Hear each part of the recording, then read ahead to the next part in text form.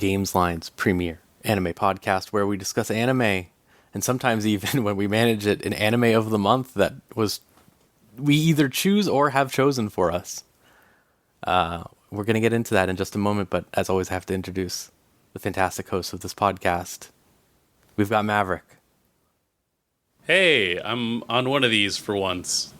Yeah, the fancy pants microphone you use for all your big shot interviews, huh? Oh, please, pish posh.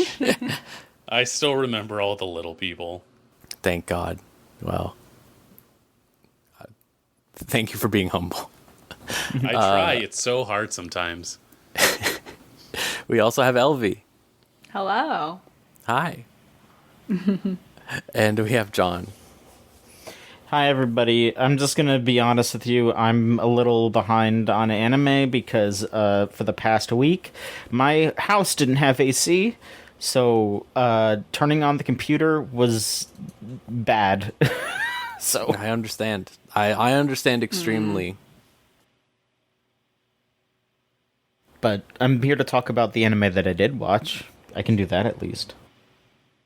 And what an anime it is. We watched Gargantia on the Verdurous Planet. Am I pronouncing that right? I always want to call it Verdurous, but I think it's Verdurous. Verdurous? Because it's like green, right? I think that's what it means. Like the green Yes. sea, yeah. Which is a 2013 anime series from Production IG. It was directed by Kazuya Murata and written by Gen Urobuchi, who... we all have feelings Notorious. for that man some way or another. But it was basically I wouldn't say deconstruction is a strong word, but it's a novel take on the sort of mecha genre that is leaning towards a more like cultural or emotional analysis than specifically a political or, I guess, outright, cool mecha fight thing in the wake of like stuff like Gurren Lagann and stuff that was coming out at the same time, Code Geass, etc. But it's about this little guy, this little man. He's really small, named Leto, who gets separated from his like Legend of Galactic Heroes ass fascist space society and lands on like an Earth that has a much more laid back and classical style of culture, and how he engages with that and what happens in this crazy new world of oceans and people are living on boats and all that jazz. I don't know, Maverick. I always just want to go to you first because you're always the one who's talking the most about a show in our group chat. So you're always the first person I'm thinking of. Would you like to start off by talking about Gargantia at all? Or do you want me to give someone else a chance? I mean, I could start things off probably. Yeah, go for it. Because my brain's been in kind of the mecha space, still really. That's true. Yeah, clocks. we had you as our Gundam expert. We gotta, yeah. I don't know about expert, but oh my god, squids! Squids are people. People are squids. Squids are people.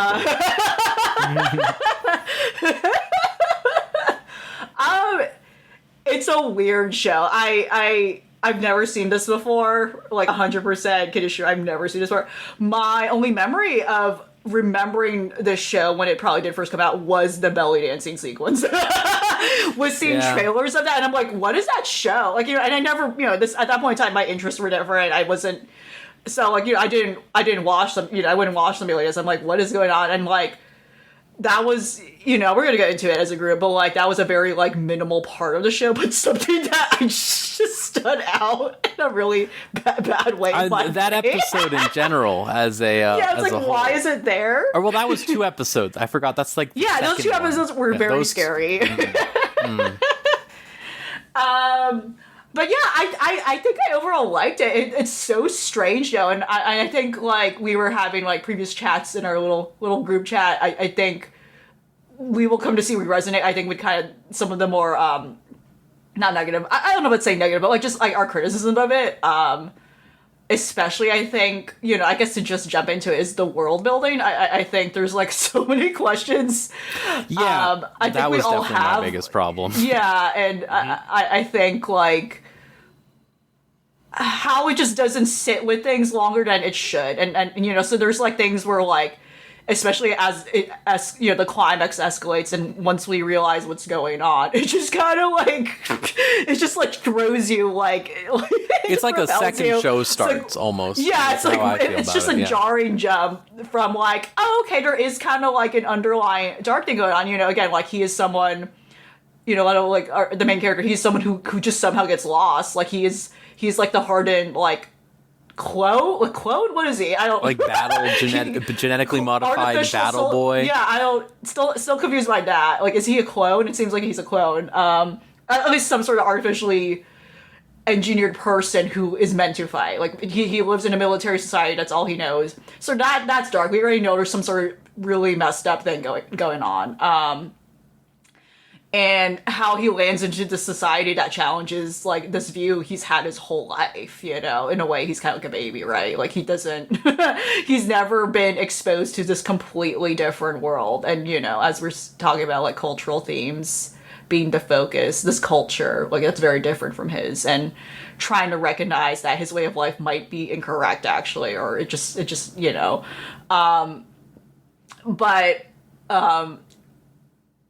It's a very jarring experience to go from what I think could have been a little more time of him being immersed and seeing a little more of his. Yeah, I'll say like I'll say I feel like there's like a gap in his character development. I think like there's like something going on where, right, he starts off with this clean slate of like being this hardened individual who doesn't quite understand what's going on, doesn't understand anything but war, and then it jumps to him being like, I think I should, like, retire and live on this island. And there's, like, this middle portion that's missing because we don't really linger long enough for us as a viewer to fully enmesh ourselves in Gargantua and, like, how interesting and, like, cool, like what they got going on. Like, this culture, like, entirely living on this artificial island, basically, right?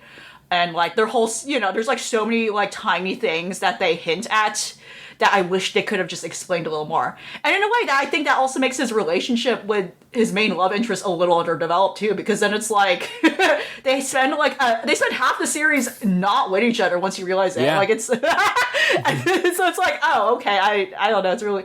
But yeah, there's, like, a lot of things, like... The fleet system, they're basically, like, a union of states.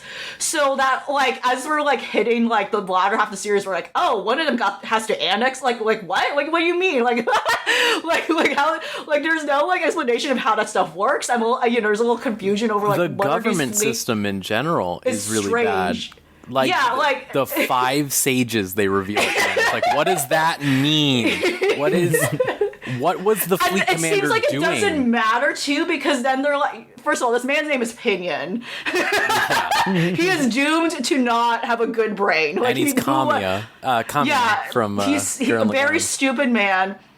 And, like, they're like, let's give this man all these, like, diplomatic decisions. He's part of it. Like, what are they doing? He's a regular citizen, from my understanding, on Gargantia. And then, like, when one of the fleet's annexes, they're like, yeah, we'll let you, like, but then then what's the point of a fleet commander, man, who seemed like he was, like, a walking garbage, just letting this stupid man do whatever. So bad. Like, what? There's no explanation of what the hierarchy is, but there is apparently one.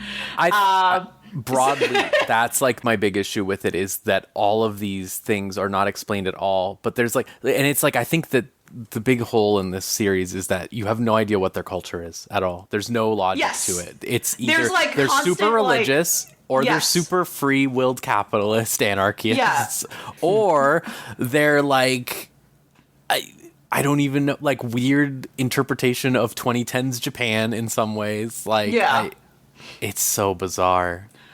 Yeah, like, we see so much surface level of stuff, and I'm like, it would have been nice to know more. Like, I think, like, the whole thing, which, again, I think we'll go into, like, the insane, like, fan service and slash beach episodes. They like tap into that like more in those really problematic episodes more than they do with the actual rest of the seriousness of the series. And that's a shame. Like, it's like, oh, okay, like, yeah, here's this like fishing culture and this is what we do. And I was like, I wish we saw more of that. And like, especially like how their robots worked, right? And like a little like, Yeah. you know, and just more of that challenge between like, you know, Leto, like, you know, again, that's the whole like contrast and like Foyle in the series, right? Like it's his like advanced technology versus like these people he at first think was primitive, and then how like what it, like a little more of that back and forth than just like here's this one example of it, and then they moved on to the bigger like picture, you know. There is this thing about Leto and how he engages with this society where I think Pinion is the only one who treats him as an alien, like correctly. And everyone else is treating him like he's a guy who just came from, like, the town over and is, like, insane. And it's like, no, like, this man is from deep space. This man has a mech that can, like, do anything. Like, this is not another guy. He does not, he doesn't understand how anything works, dude. And there's just, like, this, like, complete lack of interest in even engaging with him in the, like, throughout all the other characters in the show. Like, I was thinking a lot about how the, Amy, his main love interest or whatever, her brother is this character that's meant to exist as a means of expressing this idea, divorced from his fascistic view of the world where they, you know, sick people can't exist, and he's supposed to be someone to bounce off, but he only exists. He only exists to demonstrate that point. He doesn't exist as a character who's going to engage with him on anything in a deeper level beyond triggering his next trauma flag to discuss or whatever. You know, like that was my big problem. And a with weird a lot of the one characters. too. Yeah, like I you just remind think, like, me of my younger clone or me. I still don't quite understand what that flashback is. Unclear. Yeah, and I'm fine Is with that them not him? explaining. Like, what are you? Yeah. I'm fine with them not explaining everything, but you reach a point where it just feels like they're avoiding like basic things that you would ask, you know, like not things that are like, you know, I don't have to know the ins and outs of how every single ship is powered by a helium thruster jet or something like that. But I do want to know, like, hey, later in the show, when they dig up that metal that is, you know, fucking oxidization proof, and they're like, look at this great metal, this is great, it won't rust, this will be perfect for the fleets, this is going to change everything. I'm like, okay, how are you dealing with the rust before? Like, you didn't like, I don't like that never came up, you know, right? Like it's just little things like that I think could make a world feel way more alive and engaging. Like I know Gundam has a lot more time when they do it, right? But it's like, you look at something like the original Gundam, and even as childish as that show is, they spend a lot of time talking about weirdly specific little bits. Yeah. To really flesh out like Xeon and stuff like that. Yeah, like just showing to the, you know, as much as people like complain, and which I agree, like, you know, that very dated way of exploring those topics, and again, I agree, childish. Like, but today people would probably be like, oh, that's filler. Like, no, like I think it's actually worldly. Like, you know, think like weird stuff happening around white base and stuff, like, you know, it's like, but that explains, like, oh my god, there's like citizens who live here, there's regular people who live here, like, you know, all like the things like that, like, and they have their own point of views. It's written by a guy that has experienced wartime and both the action and the calm of it. Sorry, the Tomino enjoyer has logged on for a minute. But no, like, as flawed, but as you compare deeply flawed as his viewpoints are at times. Yeah, what it is a like, it is grounded in a reality, and that I think can be a challenge for so many other mech shows that try to bounce off of what that is.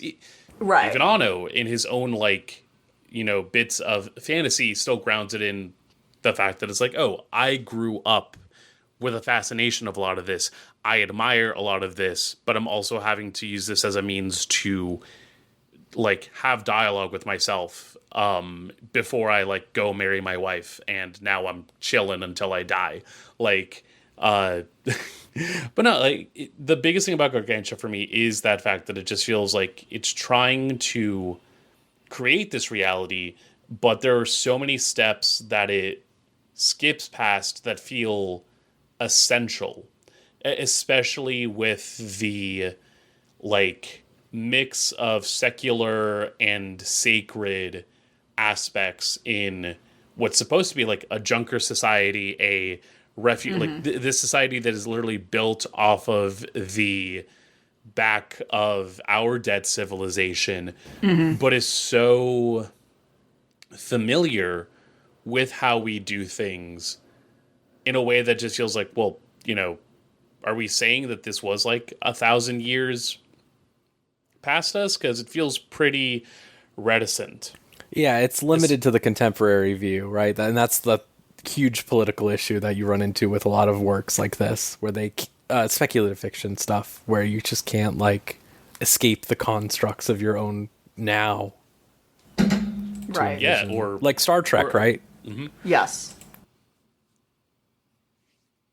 Yeah, and part of it is like, do you reckon with that and at least say like, oh yeah, here's how these shadows still actively engage with us, however many years into the future, or you try to do something different. And like, again, I think about that episode with the festival, part of it where I'm like, man, y'all are throwing like boobs and butts in my face in a way where like, I don't need any of this, especially if it's like, the main kids of the show.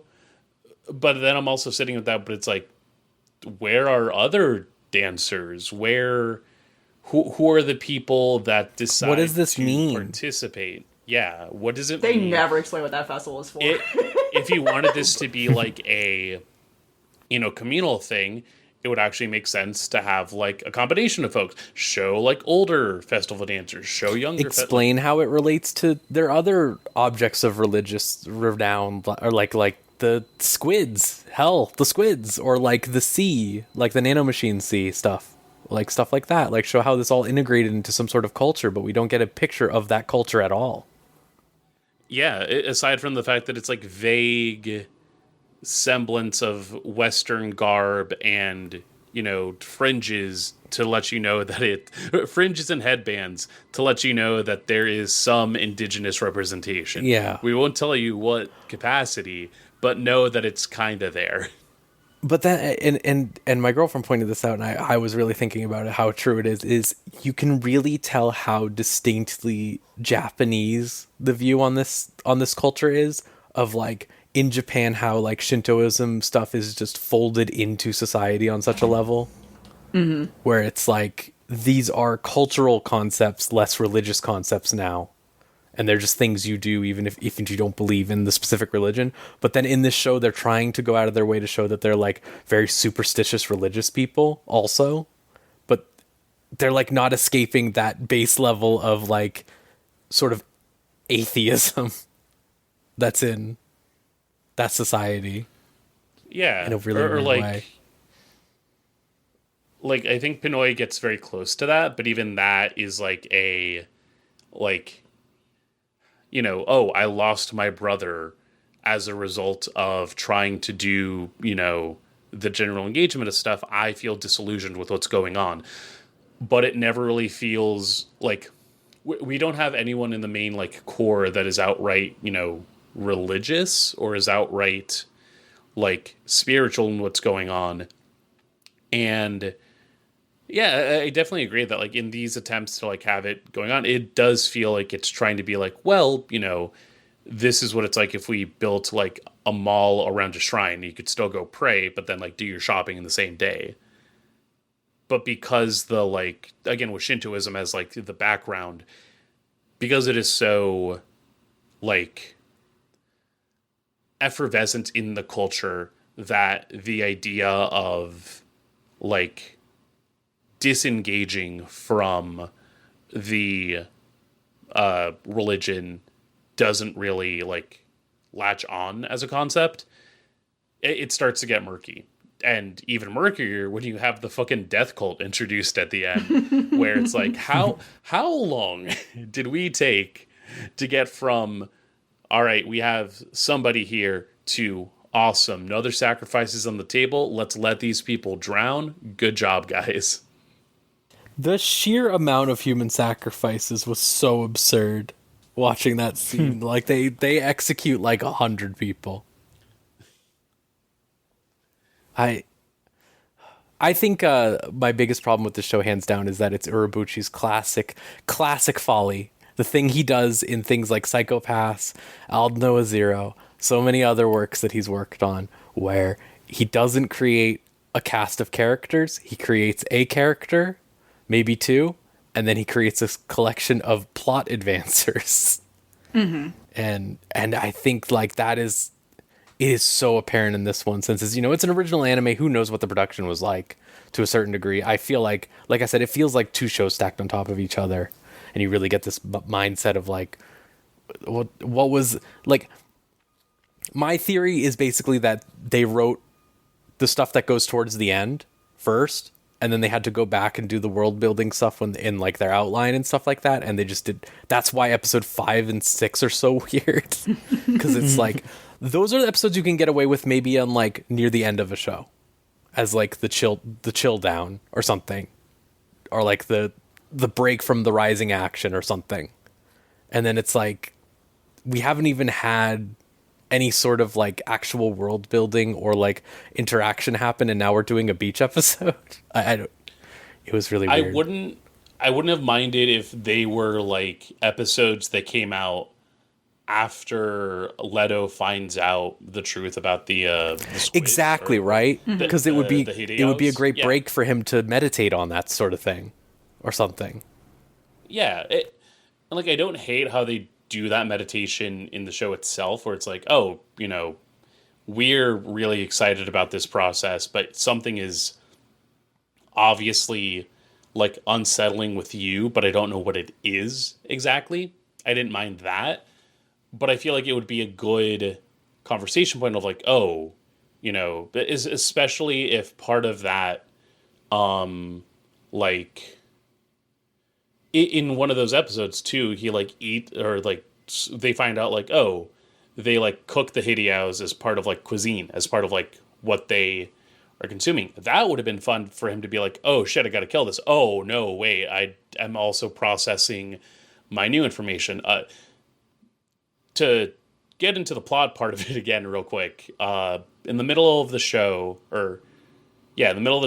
Leto finds out that like this alien race that he's been spending his whole like space fascist life fighting for and getting ready to fight are actually a subsect of humans who, in the wake of nuclear winter, decided to lean into...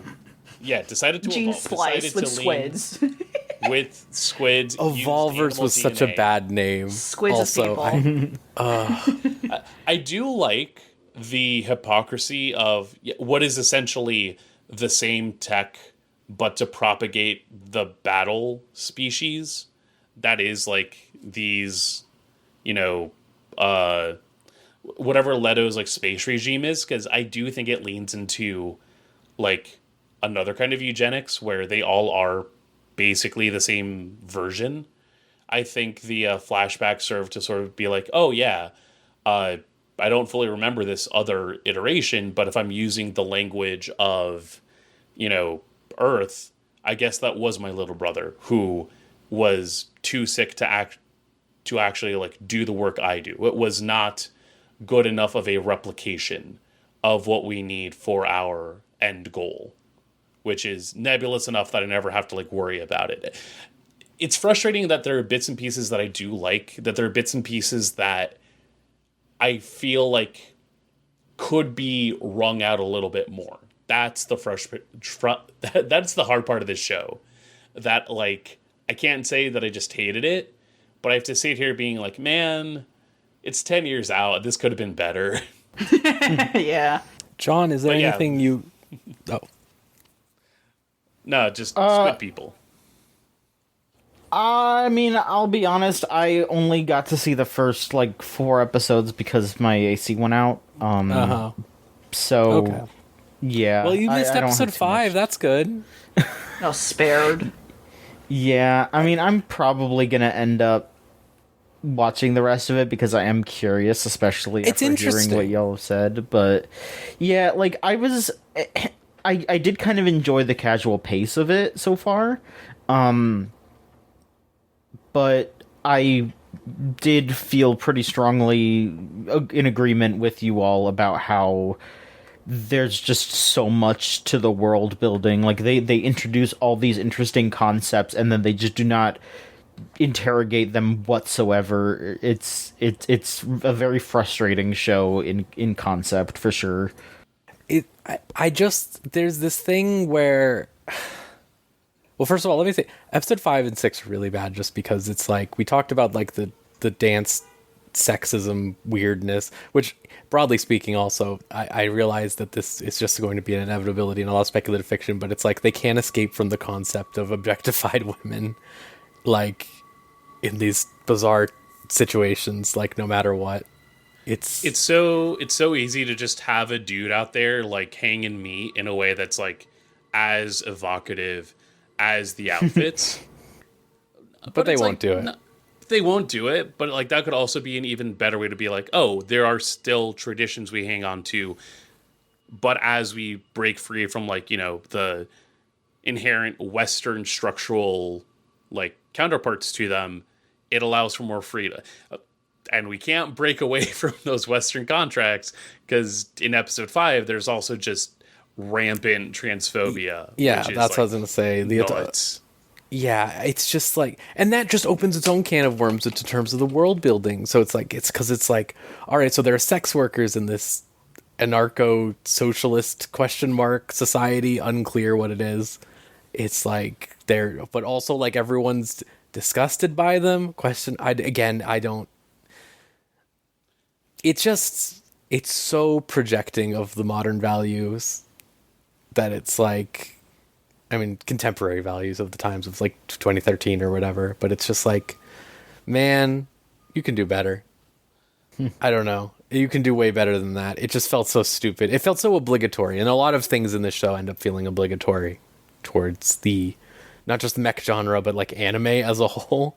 Like the beach episode, the revelation episode that's twisted, you know, because he made Madoka, and that has the twist, so it has to have a twist. Yeah. I really wish that it had sort of leaned into the politics stuff it was starting to get into with Pinion later, where it's like, you have this interesting thing of this charismatic man is taking advantage of everything and is able to leverage the fact that he's the only one willing to actually like break free of their cultural norms and sort of engage with it. But then it's like they go, and then you got hit by Char's counterattack or something. I don't know. Like, it's like yeah. some shit is just happening like all of a sudden out of nowhere. And it's like, oh, okay, I guess we're just stopping that now. It's such a weird show. I like a lot of aspects of it. Like specifically, I do really like how that twist reveal of the squids is like not really important in the grand scheme of things, realistically. Like, it doesn't actually affect like the story that's playing out currently. Right. But it like still matters to him and his character growth. Like, I don't think none of the other characters ever find out, like, oh, yeah, these squids are, you know, related to us. But for him, yeah, it makes all the difference considering how many, like, how complicit was he in a genocide, basically? And only now did he actually, like, process that. Which, that, I think, is a great point if you're going to mesh it with, like, contemporary politics. Yeah. Mm-hmm. All right. Yeah, I don't know what else to say about Gargantia, really. Elvie, you watched some of the OVAs. I didn't watch it. I know that it's this weird thing where one is between episodes 4 and 5, and then the other one is like technically episode 1, but like realistically, like should be like after episode 9 or something. Yeah, should have been there, and they just didn't. Which again, I think continues, you know, some of our overarching complaints over like how like series like this like is built like on the back, like in the back burner. Like, I don't quite understand why those episodes were not inserted into the chronology of the series anyway, because I think it could have added so much and probably helped a little bit of some of the complaints we had, such as like more like downtime, just to like let us linger in like this world and space, and also like kind of explain the escalation of like everything that goes down towards the finale. Like yeah, like oh, okay, that makes sense. Like here's this other POV. Like here's the antagonist side POV. A little bit of it. It's actually quite a lot. It does explore into it a lot, and like, oh, okay, that makes sense. And they just don't touch upon it at all, right? Like, and so it feels like everything's happening so quickly. What is their society? This is just what I kept coming back to over and over again. I was like, who are these people? What do they believe in? What is their structures around like sociology and understanding other things? Why don't they care that an alien with a superpowered mech landed in their place and they're just immediately like, here's your bill, buddy? Like, that's fucking crazy. Right. Meanwhile, then like, this other group of people were so influenced in a different way and like, whoa, that's crazy. They must be God, degree. Right? Like, why did they react differently? What is... And then the integration of the pirates, was also another thing I feel like was very... there's two levels. Right? Like, I think there's so much going... Yeah. One thing that got me was when the pirate just rips that woman's shirt off for no reason, doesn't even look at it while he's doing it. He just does it and then like... whatever. But like 2 is the implication these pirates are attacking all the time. That is the implication they provide in the second episode when they attack, or the third episode. And then they go, but then it's like, okay, so now you have a mech that can effectively deter them, like entirely, without even killing them, as demonstrated in the 4th episode. And it's like, they don't care. They don't care at all that this like would fundamentally alter their way of life. This would fundamentally solve one of their core anxieties as a society. Yeah. They just don't care. Yeah. It's crazy. Yeah. The thing that I said was, like, and I watched the dub, so it might be a little bit different for the subs or whatever, but they're pretty specific in saying that the reason why they don't want him to kill the pirates is because they don't want the pirates to retaliate. And, like, if I were him, I would have just been like, well, what if they couldn't retaliate because they weren't there anymore? Like, what if I just killed them all? It's very weird. And it's like, I understand the humanist approach of, like, we don't want to kill people or something, but they don't explain why they have that humanist approach. Yeah. Why they have anything. Like, it just... if they had just said we don't want to kill them because we think it is wrong, like that would be fine. We're pacifists or something, yeah. It's just the fact that they said no, we don't want them to attack us back. It's like, well, they won't. Like, they can't exactly do that. This will take me. He vaporized them. He shows up and he disintegrates them. He could wipe them all out in like 15 fucking minutes. It would be done and dusted before they knew, and like literally dusted. But yeah, I mean, again, like if they were just like, no, we don't want to stoop to their level, or like, there's the argument for and against that.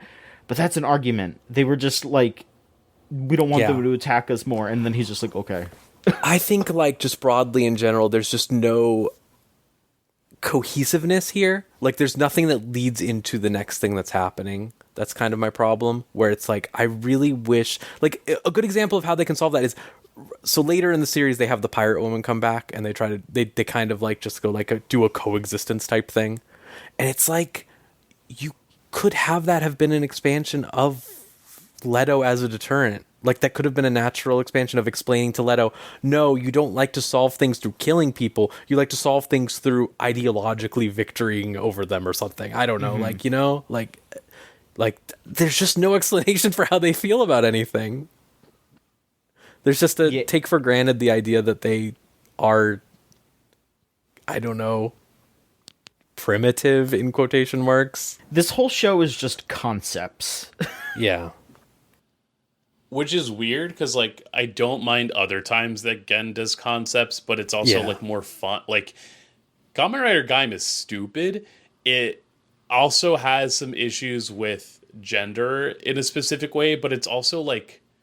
It has characters. With it, but it's all in characters. The fact that, like, the effeminate for comedy writer is still, like, a really, like, big barrier for the crew, and is still consistently showing up as total bullshit is happening later on, that's fun. That feels leveled. That feels like, oh, I have a character where I want to explore concepts and also have some comedy interspersed. And hit like their writer, or what is it? Their driver has the guitar riff from Braveheart, so that also is really fun.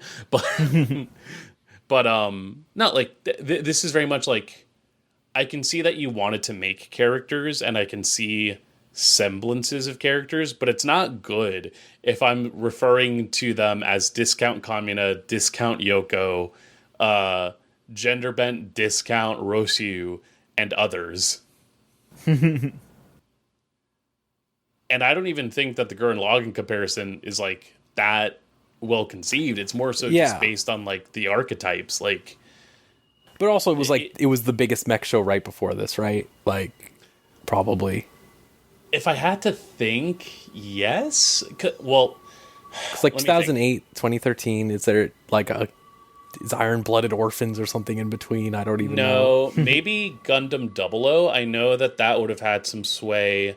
People were being weird about Gundam Age. That might have been later though. But he did also. 2015 was around Build Fighters. He did also make a guy who looks like Kitan, who's voiced by Kamina, and then have a woman who looks like Yoko, who's hanging out with him. Yeah, exactly. If that is like the most like seminal of the time, that makes sense. I'm having to pull back from my memory, and I cannot think of another mech show that I was scrambling to find in between. So, yeah, probably would have still had the groundswell. Like a there nascent. Would have been other stuff. Yeah. Like, again, other stuff for people like in the know, but it's also weird to look back at culture in those points. Like, case in point, I realized the other night that I think this week is like the 30th anniversary of Gundam 1. Yes. So and, there's a KFC collaboration. I never because of that. Yeah.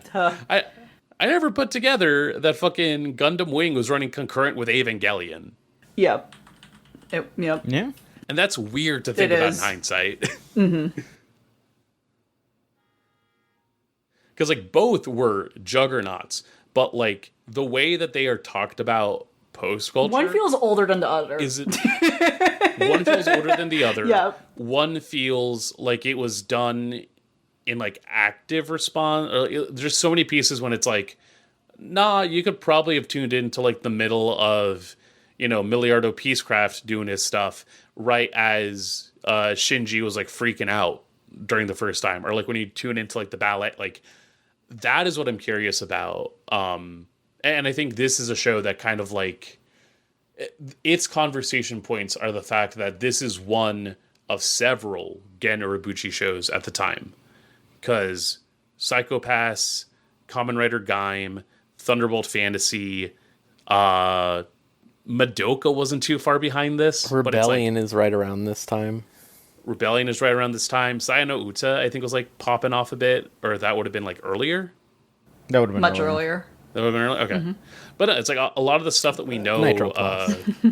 Yeah, a lot of the stuff that we know Urobuchi for, it's kind of like all popping off concurrently, and so it's weird. Like I find it weird to think about, or not weird, but like it's interesting to see how all of this is in conversation with one another in terms of like what he's choosing to focus on, and a lot of it kind of overlaps, but it's also a matter of what he's choosing to really like put focus in, where again, in terms of like the pure writing and the standpoint, it's funny, there's a little note in the production on the Wikipedia where he's like, this is aimed for those in their teens and 20s who are either about to enter into society or recently have, meant to cheer them on and to encourage them that going out into the world isn't scary. He's so hope punk. It's hope punk, but then it's also like the least hopeful I felt. Versus, I know. As much as people will talk about Madoka as like this deconstruction, nah, that's fucking hope punk. Like that is definitely like so like joyful at the idea that the best thing you could do is support someone else and be willing to like provide a shoulder for another person, willing to rely on other people.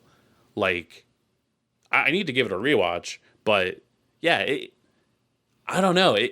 The more that I chew on this show, I can't say that I like it, but I like to think about the stuff around it. Especially, like, the one thing I can never really do is, like, go back when this would have been concurrent in, like, oh god, 2013 to 2014? Yeah. Or 2013, yeah, like, when I would have been, what, a sophomore in high school? To see how that would have landed with me then, I'd be curious about it. You just gave me a great idea to go to the discussion threads from r/anime from 12 years ago. Oh Yeah. my god.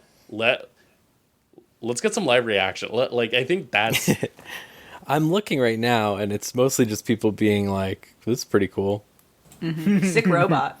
I learned to really like Chamber as a character. I love Chamber. like I he think had he's the most. best character in the show. Let me tell you, again, one of the funny things that would have been nice to see more, like, you know, a little more humor too in the show, right? Like in the terrible, episodes 5 and 6, right? The terrible 2. That's when he was like they were when Pinion's like, you're a dark color, you're black, and then you cut to him being used as a grill. That's pretty good. I like that. Like, you know, there wasn't enough of that stuff too. Like, there wasn't. This is like a very humorless show. I'm realizing too. There wasn't like breaks, and yeah, like man sacrificed himself for his homie for a girl. Like, I respect that. Like, the thing I really liked about him is he did my idealistic computer AI character where they're doing the leaps in chains of logic, like if-then statements, to rationalize their own emotional wants.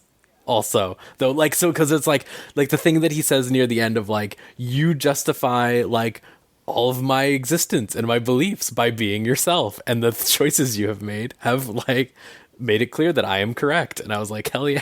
Like, I you know, and like, kind of like where it was going to, I thought at first he would be like the plot twist. He would be the, like, oh shit. Like, this man has to kill his robot. Like, this robot, and no, it was a different robot. That was the problem, as it turns out. Alas. So yeah, I thought his character was actually kind of like top there. In terms of like what I actually felt like they put a lot of thought into. Weirdly enough, like I feel like had kind of the most development. Definitely. Weirdly enough, to kind of like, you know, again, robot, but like kind of started understanding, you know, his handler's own logic and putting that space between them, but you know, learn to respect that more in its own way. I really like the thing where when he finds out the truth about the Hideas or whatever, and he's like saying, like, he has to go through the chain of command of like, you have to give me the files because I'm the one who's in charge, right? That's how chain of command works. And he's like, okay. And then afterwards he's like, it's probably not real. And then like later he's like, okay, I finished thinking about it a lot and now I think that it's real.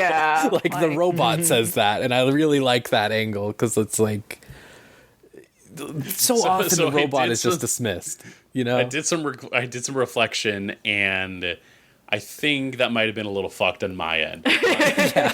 yeah, like I just really like that, you know? Like it's like usually the robot just goes like, whatever, I deny it. I am programmed to deny it or whatever. And instead it's like, all right, I did all the simulations. Yeah, fuck. Yeah, there's like actually like subtle personality that like is like put in him that I think weirdly enough, like ironically, like the other, like, you know, as the robot character, like he has like these human qualities. He has more than anyone on Gargantia, right? Like I just don't understand why there was just not enough to.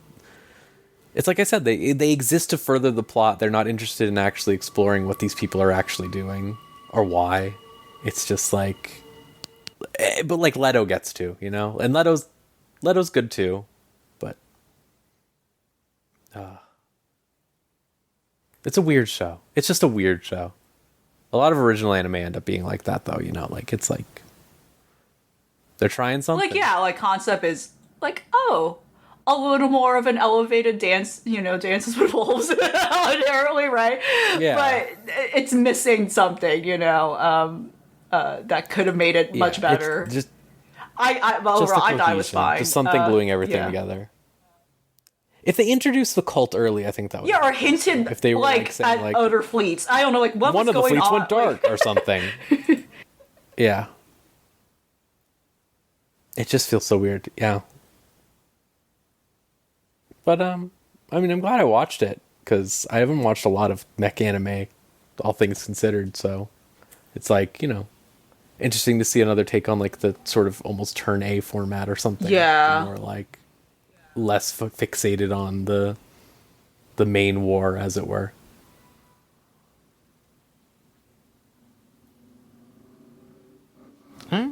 Real quick, I will say we did get an email. Just thank you for sending in an email. If you want to send in an email or whatever else to tell us about what you think about the show, or any show, just email us about whatever anime you want to talk about, because we can listen to it. It's fine. You can go to podcast@gamesline.net. And you'll sound like this. Robin says, speculative science fiction is so much fun. Even though the show's pretty silly and there's a lot of world building left unexplored, I enjoyed it a fair amount. Partly just because Leto and his robot are super fun to watch develop.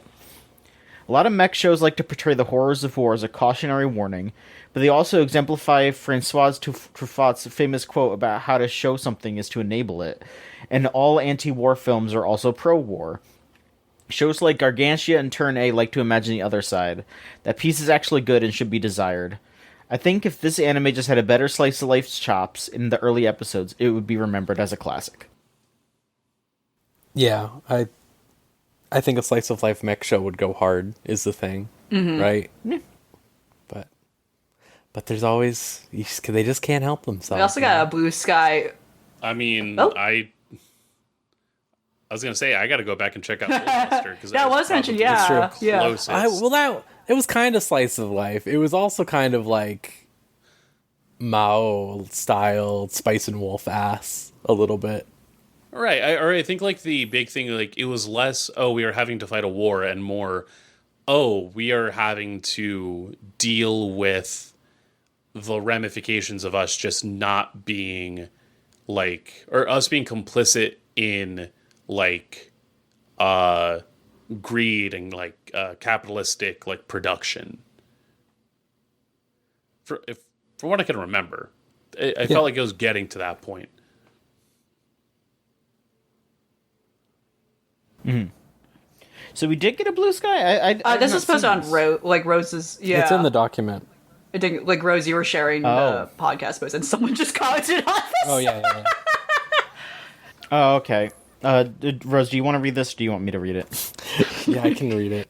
Beam Poster says, I always thought Gargantia was about a gigantic woman who fought monsters and was so disappointed when I learned it was mechs that I turned the first episode off. Did you also have this experience? I will straight up admit to you, I didn't think it was a giant woman, but I did think that Gargantia was a woman. And that's what I thought the show was about for the longest time. I think that's because I saw the box art. And you thought Amy was Gargantia. Amy's right there, and I was like, "That's Gargantia." Yeah. Again, my first exposure was the weird belly dancing sequence in like trailers. So I'm like, "Who's Gargantia?" Yeah, that's Gargantia. One of these girls is Gargantia. I was disappointed a little bit because I think this show leans into Urobuchi's I hate my older sister or whatever energy he has all the time, where it's just like it's just like so weird, like, all the stuff that he does. Thunderbolt Fantasy has it, right? God, so like does the weird like it's not hatred of women, to be clear. That would be easier than what he has. Specific he has he's a beef against a specific woman. A disappointment. He has a disappointment that he likes to... He has a scapegoat. He has a straw man. I mean, like, interesting that the antagonist robot was, like, a woman. Like, was like, also, like, you know, like, why is she... What? She's making all the wrong choices. Wrong. And that's his whole thing. That's his whole thing. It's so funny to look at all his works, and they all have that woman over and over again. That type of woman. Fate Zero, Thunderbolt Fantasy, I'll Know a Zero, Like, It did give us a woman writer in Gaim. Like, it's so she was fun. Like, I'm God, not it is her also. Bad character. She's literally that also. Oh my God. Oh It's my so God. cool. I'm glad he's gotten better. I'm gonna say that right now. Like, he's healed somehow. I don't know what happened to him, but like, Hey, listen, we all need a decade sometimes to like figure stuff out. maybe a 2. Hey, the amount of 40-year-olds I know that are just rocking.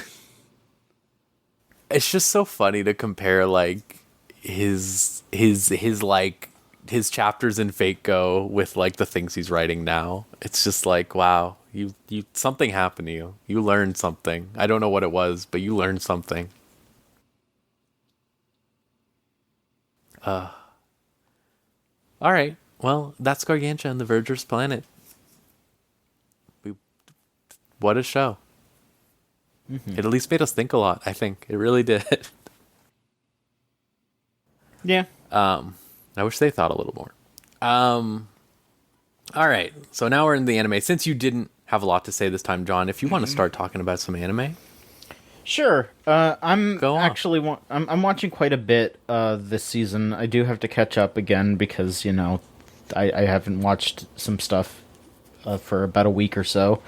But I am 2 episodes into a handful of shows, and I like all of them pretty much.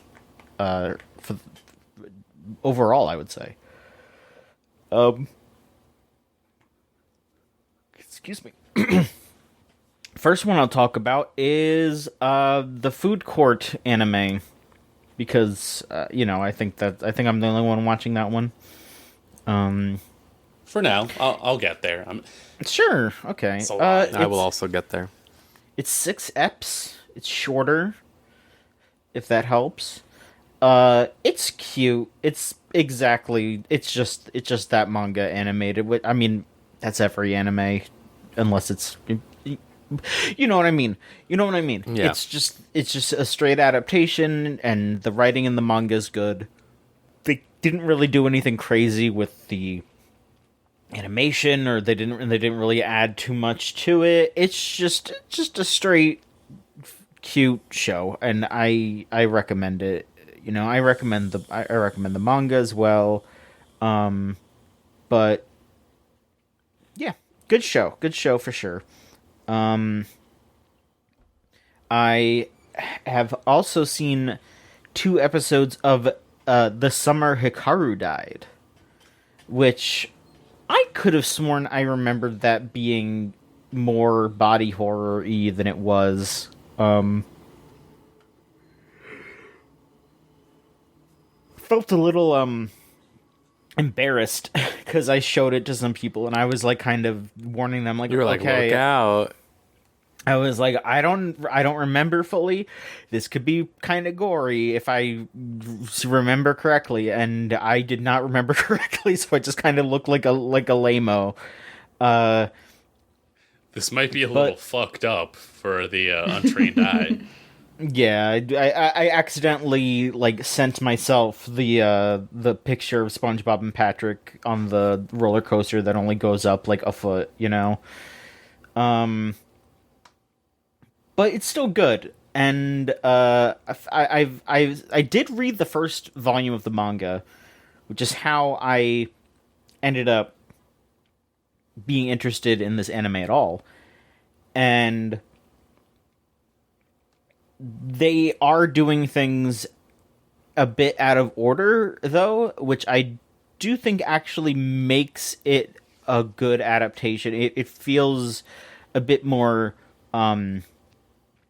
fast-paced, you know, to kind of fit it all into this shorter time frame, I suppose, because they're introducing, like, you know, this sort of like paranormal investigator type guy who's showing up in the town while all this shit with Hikaru is happening.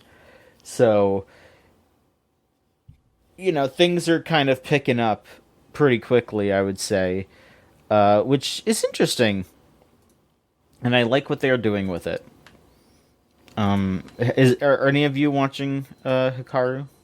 I am. I've only watched 2 of the episodes so far, but I've been really impressed by the production more than anything so far. That it too. looks gorgeous, just all the That time. too. They're doing like half rotoscoping sometimes, it feels like, if not full. And like it just looks so good, and the soundtrack is really, really good. Yes. too. And it's not just the animation quality, but it is also the direction. There's just a lot of really great shot composition and some fun moments. Like, one that stands out that I really like is, it's a gag, but a character like freaking out and having like a freaked out background behind them, and then the camera pulls out and it shows that that background is just behind them, and then they kind of interact with that background as the scene goes on. It's fun, like it's a gag that I'm sure a lot of other animes have done, but then they go beyond that, and I respect it. Like, yeah, the show is just fantastic to watch. It is a treat for sure. And I mean, is there more that you would like to talk about with regards to Hikaru dying in the summer? I love the Aoi vibes. I think they're powerful. I think it's such a fascinating take on the concept. When I looked into the creator's history and him saying like he wrote this when he was stressed out as hell during COVID college exams, I was like, oh, wow, you were like awakening. You were channeling some sort of own dark, eldritch force for this one. That's really cool. I'm really looking forward to seeing more of it, because I think like it has the sauce. It has the sauce of a good horror show. It reminds me of like a Boogie Pop, even something like that. Sure. Yeah. But with honestly more character moments, which I think is a really strong point to do. It has the surrealist stuff going on for sure, but it still has a grounded like real focus on like the intimate feelings they're having. Yeah, absolutely. Like, it's that fear of not wanting to give up on what you have, but it not being that same thing anymore, but wanting that comfort, wanting that, that continued love, and not wanting to give up on it. And as you sink deeper and deeper, you're just like, yeah, I can't get out now. Like, you're seeing yourself lose the ability to turn around, and it's scary. It's scary as fuck. Really good stuff. Really good stuff. Yeah. I guess I'll talk about one more thing, because I don't want to hog. Is anyone else checking out City? I am. It's very good. What a lovely treat. It's just like a nice, literally bright, like a bright spot in this season, I think. Yeah. I really liked the director of this project's little interview they did on Twitter, where they were talking about how they were like trying to push for Nichijou for years and kept being told no. And then like in the middle of COVID, they were like, God, everyone's so depressed at Kyoani for reasons outside of COVID. Also, can I like convince them to do City? Because I love City so much also. And he was like prepared to like get told no for the 7 millionth time. And his producer was just like, sure. And he was like, wait, really? And then he was like, yeah, I'll call them. And then he was like, all right, they said yeah. And he's like, why are you so casual about this? Like, everyone told me no for Nichijou for years. And then he's like, but then it got made. And I was like, wow, it's real. I'm very happy to hear that there was at least someone banging the drum for Nichijou this whole time. But yes, City is here, and it is just as good as it, it's the same concept as, or not really concept, but it's the same genre, like aesthetic as Nichijou. I do appreciate the show having a wider variety of characters. Like, Nichijou is fantastic for sure, but what I do really love about City is that, there are still characters who are students, but there are just characters of all different kinds in City, and that allows for a lot of different kinds of comedy because it's about an entire city. So they are able to play around with, oh, hey, this guy is the chef at the restaurant. This is a local mangaka. This is a couple of deadbeat college students, like here's an artsy college student that's their neighbor who's just completely off the gourd. It's good. It's just, it allows for a lot of character interaction via a wide variety of characters, and it's great. It's just great.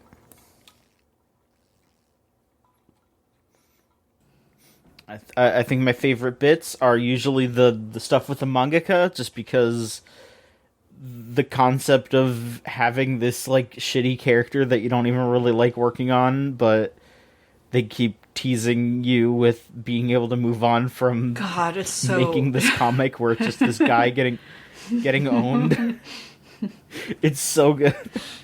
And it's funny too, because like in itself, I feel like the art style direction they're going with looks like a newspaper comic, like, and I think that's fun. Like, yeah, like it seems very intentional that way, and I think that just makes the manga characters like even more meta and just funny. God, Mr. Bummer. Yeah, because Casey already like City looks very similar to Nishijo. Like there is a little bit of difference between the two, but I do really like that Hyoani went with a similarly bright, but like Nishijo does look a bit pale compared to City. City is just so vibrant, so bright, and Nishijo is supposed to be more of a relaxed sort of humor and a relaxed sort of world, I would say, and that also plays into when something more crazy happens, it stands out a lot more, but City is very in your face with just how vibrant and alive every aspect of that community is, and that plays into just how pretty it is to look at.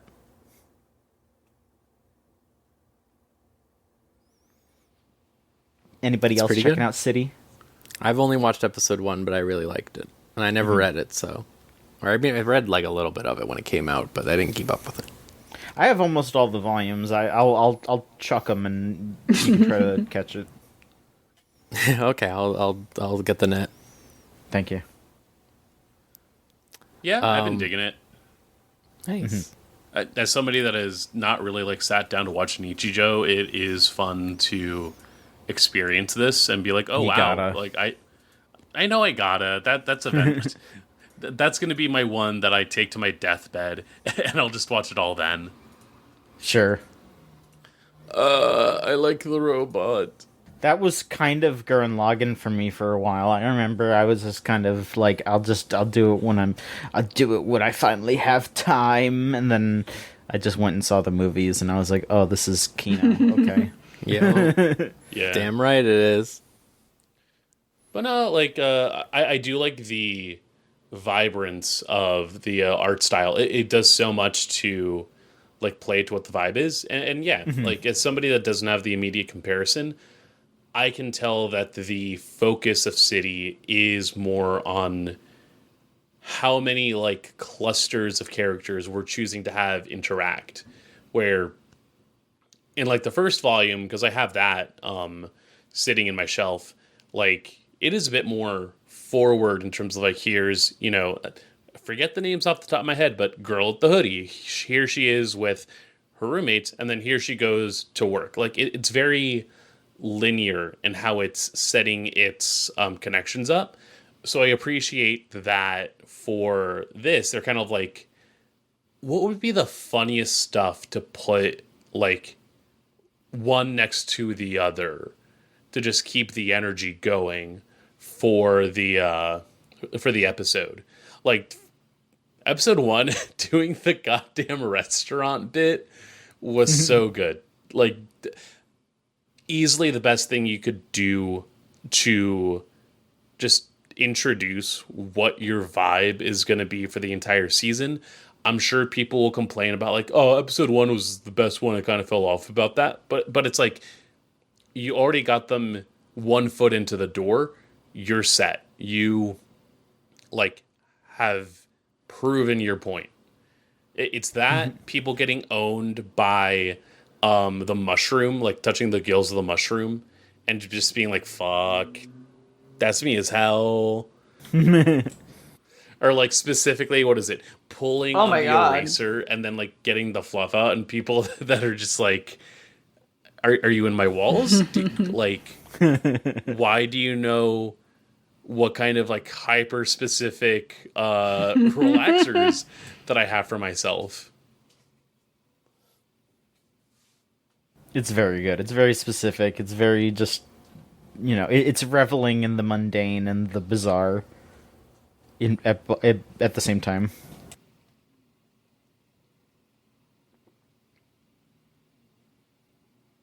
Yes, we can move on to somebody else. Yeah, I was gonna say, Maverick. Is there anything else that you've been getting into though? Since you haven't watched Nichijou.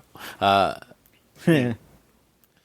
mean, God, where do I want to start? Because right now I am in the process of tackling all the spring shows that I didn't get a chance to finish in the immediate. I kind of got busier than I expected, and so like the last quarter of spring kind of just like flew past me.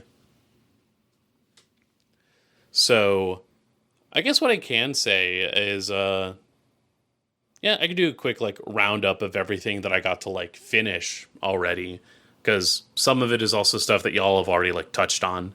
Yeah. All right, so also doing this by like stuff that I think has been the strongest, and then descending order. Apocalypse Hotel, fantastic. It makes me really want to go and watch those episodes of Yokohama Shopping Log that I have on my computer, and like to have something that was so quick to have me like well up with emotion, to be like so actively engaged, and then just like crack a joke and have me in that like conflict of emotion. Beautiful work. And let us not forget the breadwinner of Apocalypse Hotel, the one helping to put down the ryegrass on the table, Uma Musume Cinderella Grey. I actually started watching that. I know you're done it, but I pretty good. I'm on like episode 6 or something. Cap, as in peak. Peak, yeah.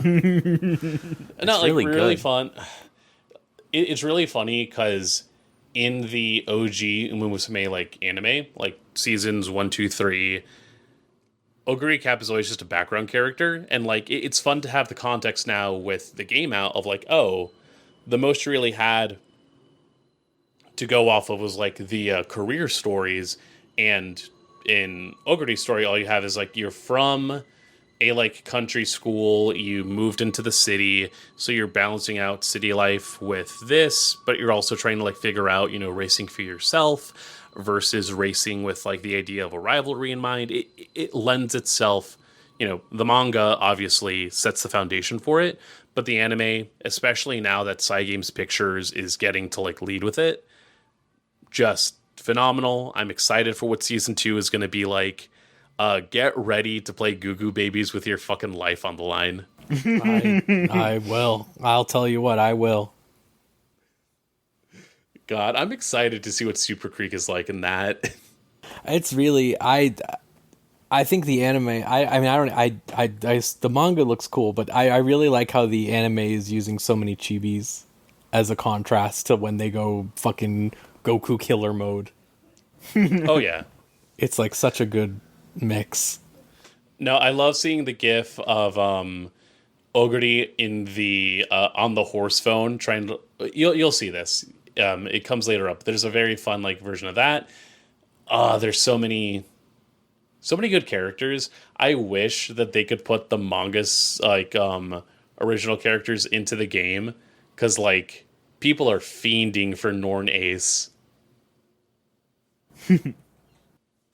And Bell No Light is a lot of fun. Too bad I guess the horse owner did not want to put his horse in the game.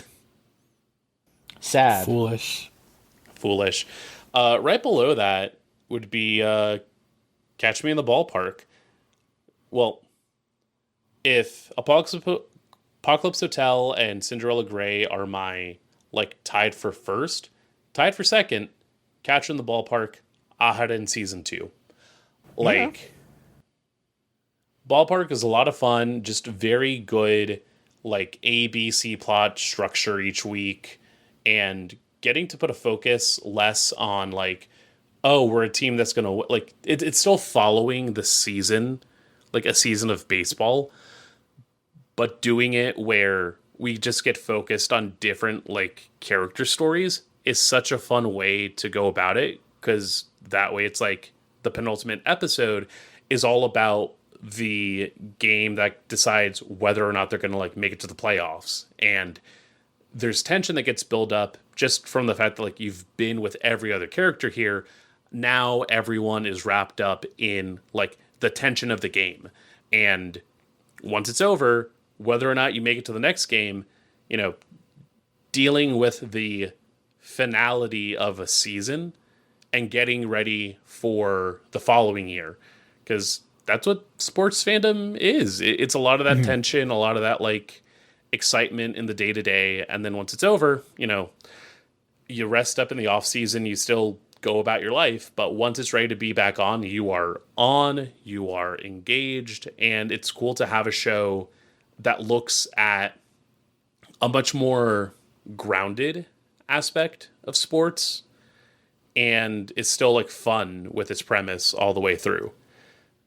And Ahad in Season 2, similarly, like, I'm surprised at how well they just managed to pull off a rom-com, and I also never realized that in part of the show, the best friend character is, like, actively crushing on Rindo.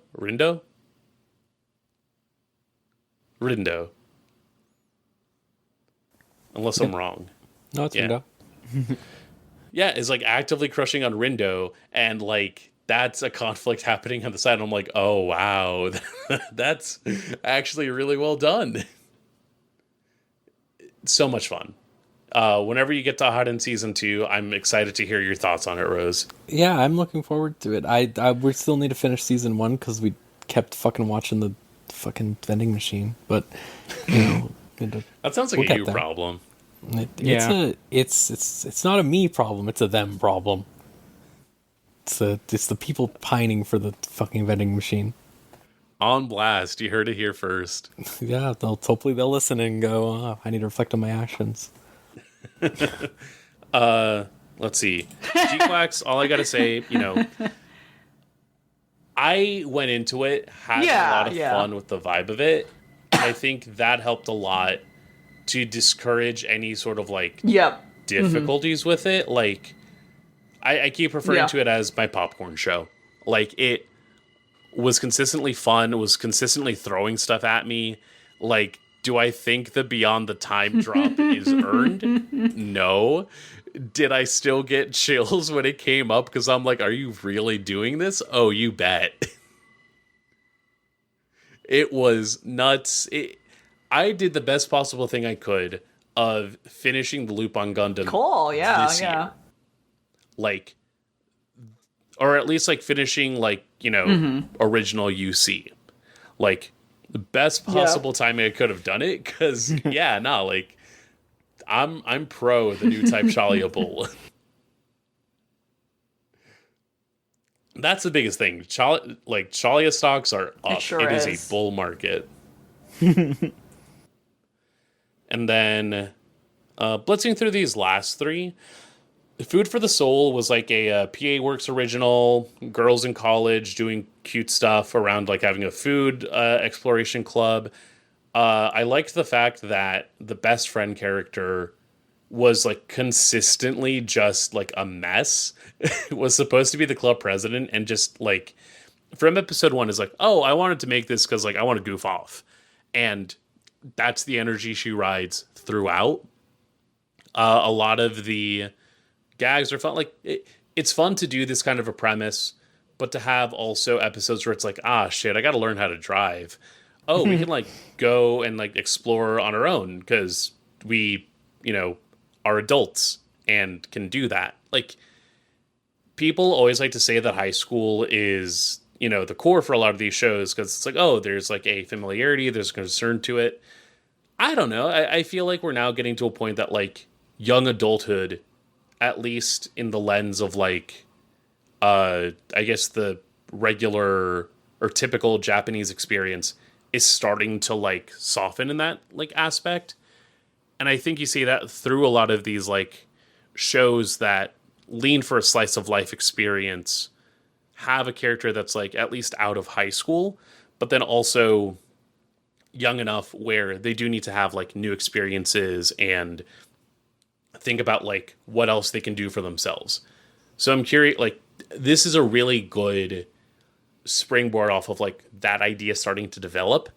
I'm curious to see if it comes up in other stuff. I think Rudy Rocks might be something that leans into that as well, but I actually got to like sit down to watch it.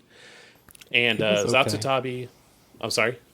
It was okay. I watched episode 1 of it. It's fascinatingly horny in a way that is shocking, I'll say. But it seems genuine. That I am hearing. That I'm seeing some art in servers sometimes that I'm like, oh, I guess geology's like that. Yep. I made a post about it, but the way I am currently viewing that show is that the main character girl is just a horrible lecherous beast, and we are seeing the world through her perspective, because it's not make sense to be showing all that otherwise. I'll tell you what, it's like Monogatari. Incredible. And then Zatsutabi, similar idea. It's like a little less fleshed out, but I didn't mind tuning in, and was also just a great little like, it just gave me ideas for whenever I want to go back, where it's like, oh yeah, let me like do these travels, let me do this tourism instead. So I got hooked that way. And then surprisingly, what I left feeling like still enjoying, but was maybe on the weaker side of things, Rock is a Lady's Modesty. I've heard that from a couple people, honestly. I saw a lot of people like start out pretty high on it and then gradually peter off, especially towards the late middle part of it. Yeah. I think like at the core you have, a character who is like, whose mother marries into high society and is having to struggle with this idea that like, oh, I have the pressure of having to not humiliate my lineage, with a character who, being born into it, cares much less about the implications, but is very selfish when it comes to her own pleasure, which is, playing drums. And for Lily to be this character that is like, I had to give this up. How can you feel so complacent in, just being a glutton for it? There's something there. There's something to having the other characters as well once they also get introduced, like keyboardist who sucks ass at keyboard but wants to do something for herself, bassist who is very loyal to the drummer Ota, but is also kind of like willing to see the rest of this stuff play out. Like there's a core there that's interesting.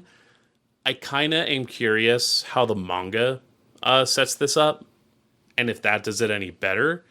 The last 2 episodes were a lot of fun, because it was sort of like this whole idea wrapped up into, well, you're going to be facing a band who is made up of influencers. They got bored of their Let's Play, and now they're going to make a band. And with the power of rock and roll, you're going to steal their all-women audience and show how much they suck.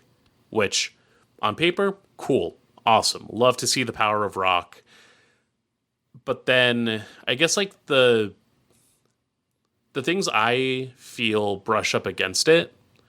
One, there is a tendency sometimes for people who create anime who may or may not have familiarity with the subject matter to then default to writing like things were a battle manga or a battle anime, but in a way where that wasn't like established at the start. Like there's a lot of talking about like, oh, this girl is using hammer-on techniques. She's using her delicate picking. She like all these different things. And it's like, dog, if I'm at a concert, I don't give a fuck about that. I just care if you are doing your job well. If I'm here shaking my ass or if I'm here just looking at my phone, that's the decider. Well, they're doing a concert for power scalers. Kind of. And then the other part of it is like there's supposed to be an instrumental band. Like there's no vocalist. You have your guitarist, bassist, drummer, and keyboardist, and they're all, setting up a song that is supposed to be like, without vocals. As somebody that's done concert band, as somebody that has done music that is intended to be performed with no vocalist and is intended to be listened like that, the big thing that struck me was a lot of the music kind of felt like it was missing a vocal track. And that kind of damages the conceit if even like in its production, you do not feel strongly enough about having a fully instrumental band. Like the rotoscoping and the bassist, like the rotoscoping was done by members of Bandmade. They do the opening and like it's fun. You can tell that they're a really like talented band and like the motion capture is really well done. But it's like they're also a band that like has a vocalist. They are a traditional pop rock group, and unless you're really committing to this idea, it feels telling that the original soundtrack, they kind of were just like, all right, we'll have you all like record stuff, but like if the guitarist is also the vocalist, they're like, no, just go on guitar. And there are just moments where it feels like you're missing, lyrics that should be there. A lot of music shows just end up getting made by people where it just feels like, do you even know what's going on with music ever? That's the other part too. Like they keep talking about like real rock. There's a speech at the end where Lily is like, yeah, we're fucking kicking your asses, you spoon-fed pieces of shit. And it's like, girl, take a minute, take a mirror, look at it for a minute. Yes, your dad might have died or gotten divorced because of the guitar, but also, like, you are not the people to call them out on class. You are not the people to call them out on whether or not they are able to placate to society standards. You are actively still engaging in a society where you benefit from the money of a billionaire who we don't know got that billions of money. In fact, you might be richer than the fucking rich boy band group. Wild. Like, it wasn't bad. I will say, it's still like, very wet show. But, like, also, I feel like people were pretty high on it when it started for its novelty. Yeah. And then it just sort of petered out into almost like, not the same issues, but I call to mind, like, I showed a girlfriend Kong Ming recently, and how Kong Ming's ending just sort of, like, fizzles out in a lot of ways. Yeah. It still sounds better than this, obviously, but... Well, no, that's the thing where it's like, I was thinking about Kong Ming for a minute. I'm like, what is it about that feels like it still lands okay for me? Is it the absurdity? And I think that's it. Like, it is absurd, yeah. It's a similar thing I had with, like, MyGo, where it's like, I don't mind that you're trying to, like, ground yourself in this, but then I also can't help but think of, like, the much broader materialist structure. Again, everyone is able to go to the affordable Girls Band Socialist Paradise cafe. Yeah, Girls Band Socialist Paradise, but also you have a dad that's an alcoholic. Yeah, I guess. And then it's like, what? Yeah. Sure. Ave Why Mujica not just can go to Budokan day one. Yeah, go les out at the Girls Paradise Cafe. It's fine. You can do that, but you're kind of choosing not to. and I'm curious why you're choosing not to. But that's about everything I've caught up with now. I have a few more shows that I'm trying to like tackle onto, but that's that's where I'm at. Well, I'm happy to hear the update since we missed you last time. Yeah. Elvie. Not much. I feel like I've like watched here and there bits of stuff. Yeah. Like we've all collectively watched. I think like what I managed to like tap into for this recent season is Secrets of the Silent Witch, and I really do like it so far. I don't know if you're. Yeah. I saw a scene from it that after falling down the stairs that I really liked, and I mean, it also like. There's like a little mystery to it, which I did not expect. But yeah, the premise is this very young girl. She's very shy, probably honestly coded to be on the spectrum. And she lives in a lodge away from everyone. The dream. But to most people who interact with her, they don't realize she's actually like a powerful one of the 7 mages, or something like that, like this collective of like powerful mages who are like selected to not only be all powerful and like help, protect the world from all these different forces. And now she's like kind of being pushed into this like mission to, I think like, to enroll in a school basically to kind of be like the secret guard for the prince.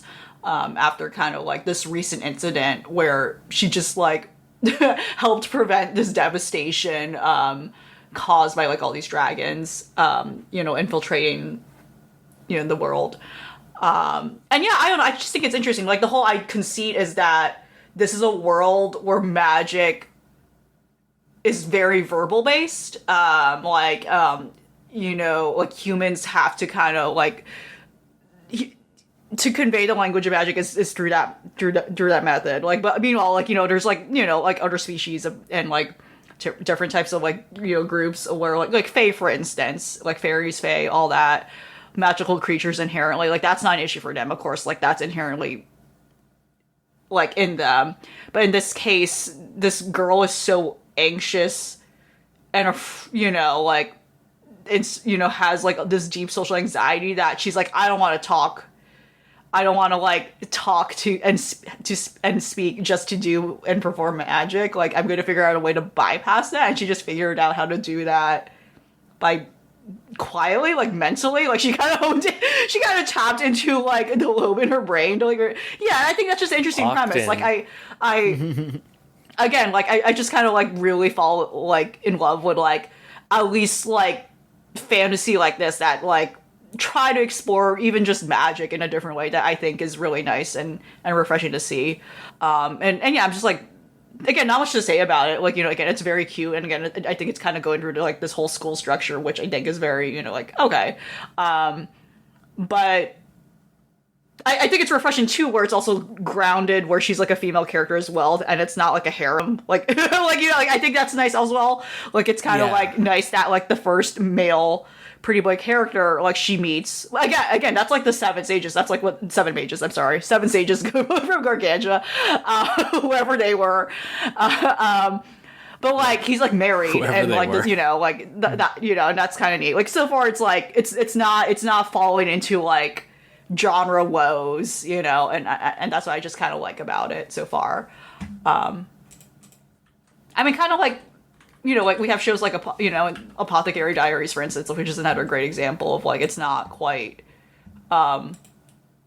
here's this unique premise, and it's not like there's still like blips of like genre tropes and all that, but it's not like letting itself become falling into that hole so quickly, or at least not very apparently. I do quite like that.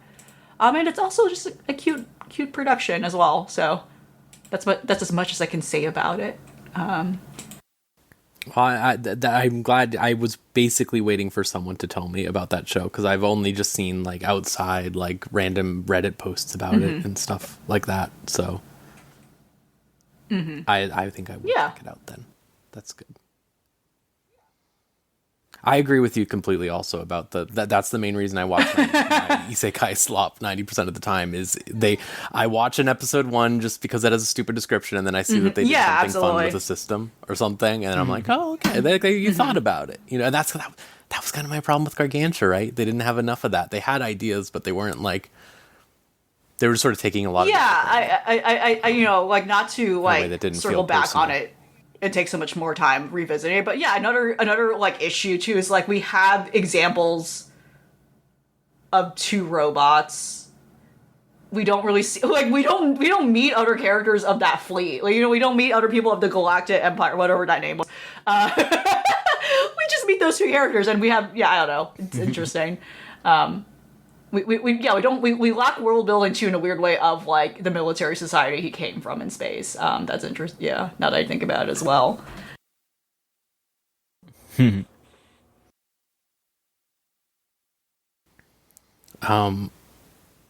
I have only watched a little stuff. I have plans to watch that Insane Turkey show and other things in the future, but I have not gotten to it yet, so I can't speak on them. But I watched 2 major things, which is one, I watched the fucking opening a restaurant, Banished from the Heroes Party, whatever the fuck it was called. It's like Banished from the Top Party. I don't even, the strongest party in the world. Any of those titles could be whatever. actual Remember that? series. And his name was Dennis. Dennis. Yeah. Yeah, I don't. You could be any of them. You're saying one title and you described 5 different shows. I know. I was blown away by this show. Negative in parentheses. I'll probably still try a couple more episodes of it. But Blown away, derogatory. Yeah, it was really. It's an exploitation show, basically, is the vibe right now, straight up. So it's like it has this veneer of like a campfire cooking in another world with my unreal skill as another example of an anime show. Where it's like, oh look, he's just a nice little guy. He left the party, sure, but now he's just gonna chill out and he's gonna hang out with his oomphs and he's gonna fucking cook and run a restaurant and be happy. But the first episode is about him buying a slave girl out of nowhere with no explanation as to why there's slavery in this world, but he just does it, and they like make a bunch of weird, scary jokes about that, and then he's just hanging out with her. And then the second episode is about him just stopping like sexual assault. And I'm like, what is this? What is this show? What is going on? It's really disconcerting to me that this is where we're at. I was very disappointed by Dennis, is what I'm saying. Damn, Dennis. Well, it was just Dennis something. Stopped the sexual assault. He did stop it, and that was good, but the show showed way too much. The show, it wasn't just like an implication, it was like full on Goblin Slayer style exploitation media garbage. And it's just like, it also didn't mean anything or accomplish anything. It was just occurring. When does Bro open a restaurant? He opened the restaurant. He inadvertently led to the situation that would have caused that, and that's why he resolved it by talking to his customers. I don't know. Dennis kind of put Grandpa back. Dennis kind of has a charm to him because he's like very Kiryu-esque, where he doesn't really seem to understand what's going on half the time, but he's like trying to do the right thing. But I don't know. It seemed like the next episode was also more exploitation stuff, so I'm like, yeah. I was gonna say, does it feel like somebody that doesn't understand what makes like the Yakuza series also fun with Kiryu, with or with serious themes, even to a degree? Yeah. It to me, the way that I put the show exactly when I was talking about my problems with it is that I think that it really shows that this person came up with the idea of being a chef in an MMO world and like focusing on that and thinking that that would be a fun idea. And then he had no idea what to do, and then just auto-filled with Goblin Slayer and, like, Shield Hero. Like, one-to-one, some of the stuff. Like, you have the Shield Hero persecution complex for no reason, with the Banished from the Party thing, the slavery, and then you have the exploitation stuff from Goblin Slayer. It's just like... It's so lame. I don't know. I was very disappointed. I'm still gonna try like one more episode, see if it's just like a course correction thing, but I have my doubts. Let's say. Right. I don't have any doubts about There's No Freaking Way I'll Be Your Lover Unless, though, because that is very good. That's a really good rom-com. This is the one where the girl is desperate to show the girl who has a crush on her that it's actually way better to be friends than dating. And it just has a really good vibe to it. I don't even know how to put it. It's like, this isn't just like a Yuri world where they're like, girls can't do that. It's like, we're past that. And it feels so good. Like, we're past that. We're at the point where it's like, oh no, being gay is normal. It's just, being in a romantic relationship is scary. And I like that angle of it compared to a lot of other Yuri stuff where it's like, they always fixate on the like forbidden angle of it, or like the idea that it is rejected by society. But this feels way more like, oh no, everyone in society accepts that gay people exist. I'm just a weird recluse gamer and I'm scared of girls. It has really good characters. It has really fun animation to it where they're constantly turning into little chibis and stuff and bouncing off of each other. The main love interest, because I think this turns into a more of a harem thing later on, but the main love interest is really insane. Woman of all time, just really going for it.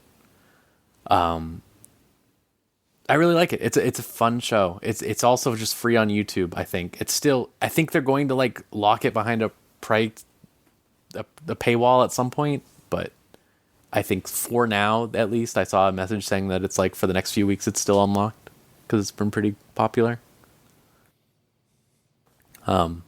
Pretty fun. Yeah, shout out It's Anime, the channel. It's Anime, the channel. Yeah, you can find weird shit on, like, all of Cinderella Grey's on there. All of Cinderella Grey's on there. Yakitate Japan's on there. Oh, really? The crazy pull is that they started to release subs of fucking Kochikame, the old like beat cop Shonen Jump serial that got like an anime. Like, the thing that is also the point for so many references in a way that we don't understand because it just never really like got brought over is now like available an episode a week. That's pretty cool. No idea where it popped up. It kind of just like showed up on my feed one day. I feel like it's some VC prop up, but like, hey, if you have a YouTube downloader, that's some pretty solid rips of shows right there. Yeah.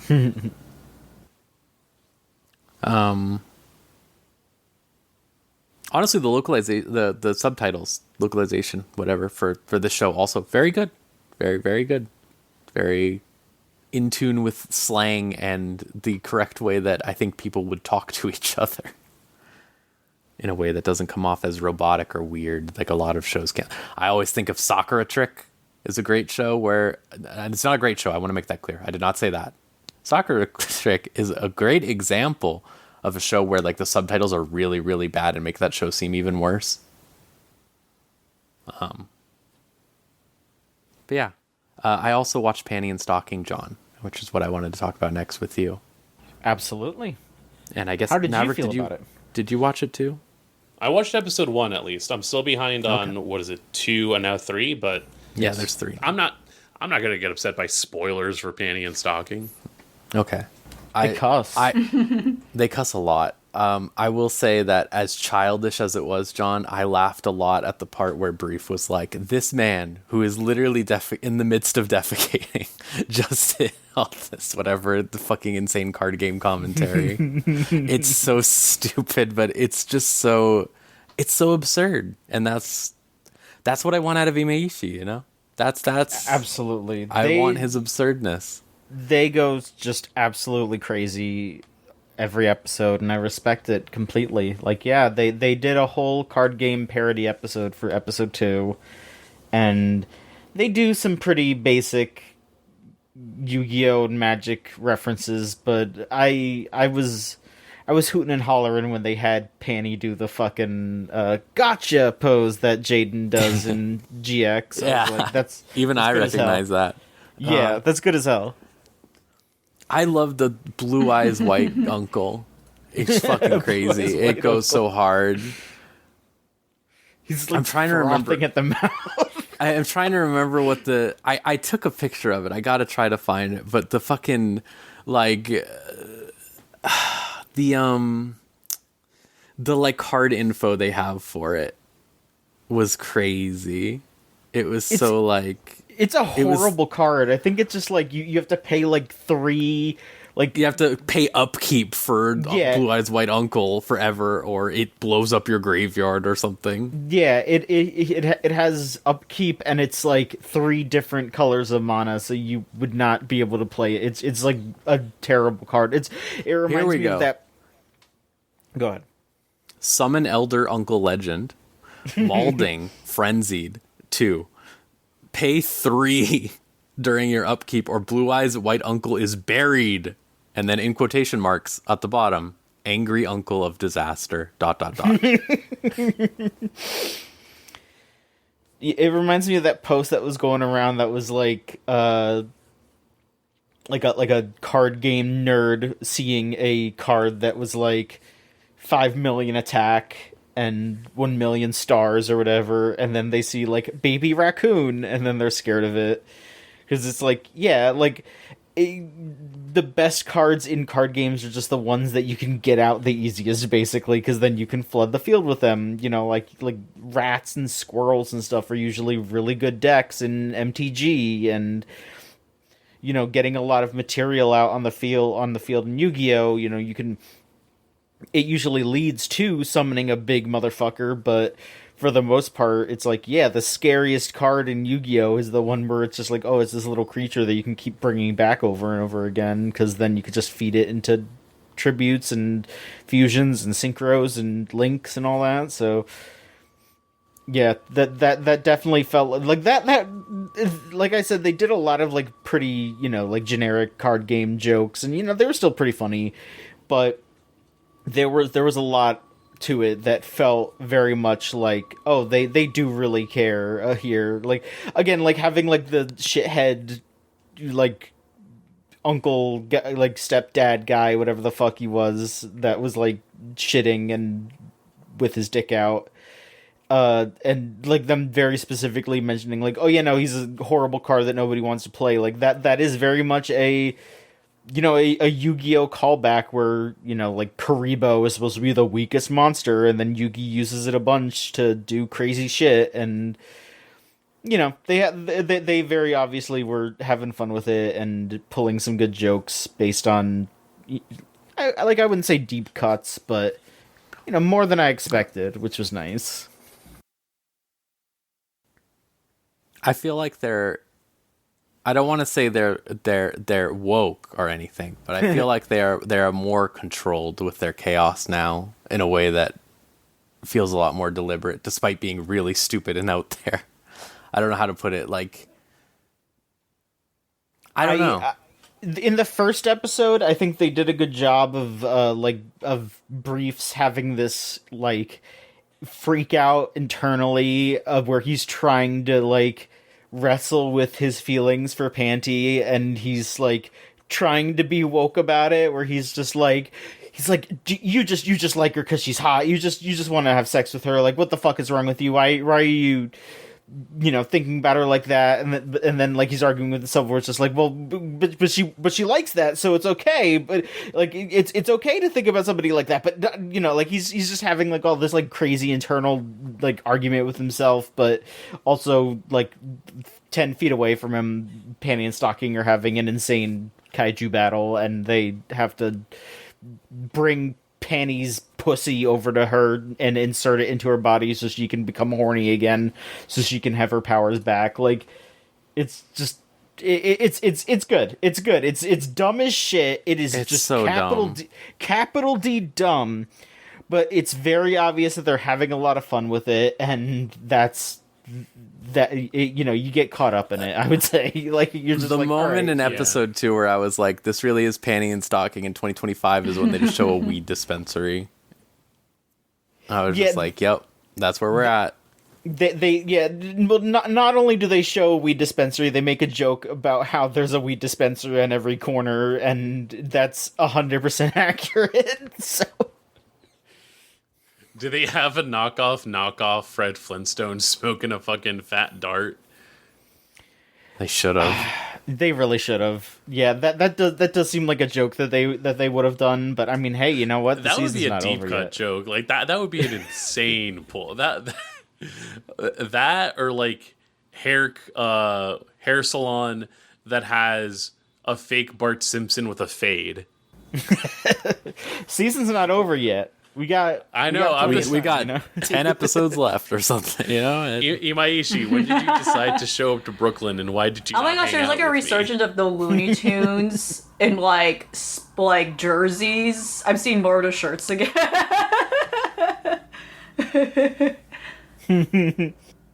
Yeah, like the fucking crisscross, like Taz and Bugs Bunny. Got it. I do think a lot to pivot away from this podcast into matters of another podcast. Lollipop Chainsaw getting introduced again with a dog shit like disclaimer of like, we're not gonna pander to DEI. Concurrent with this show deciding to just be like, we want to be raunchy, but like we are also in our 40s, so let's be like mindful of the times, and still managing to do both. Like it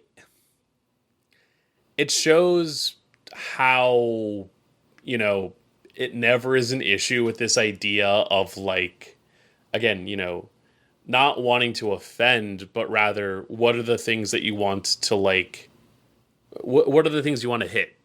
And I mean, Panty and Stocking in episode 1 at least does such a good job of being like, yeah, no, we took 15 years, but I mean, like, the core is still there.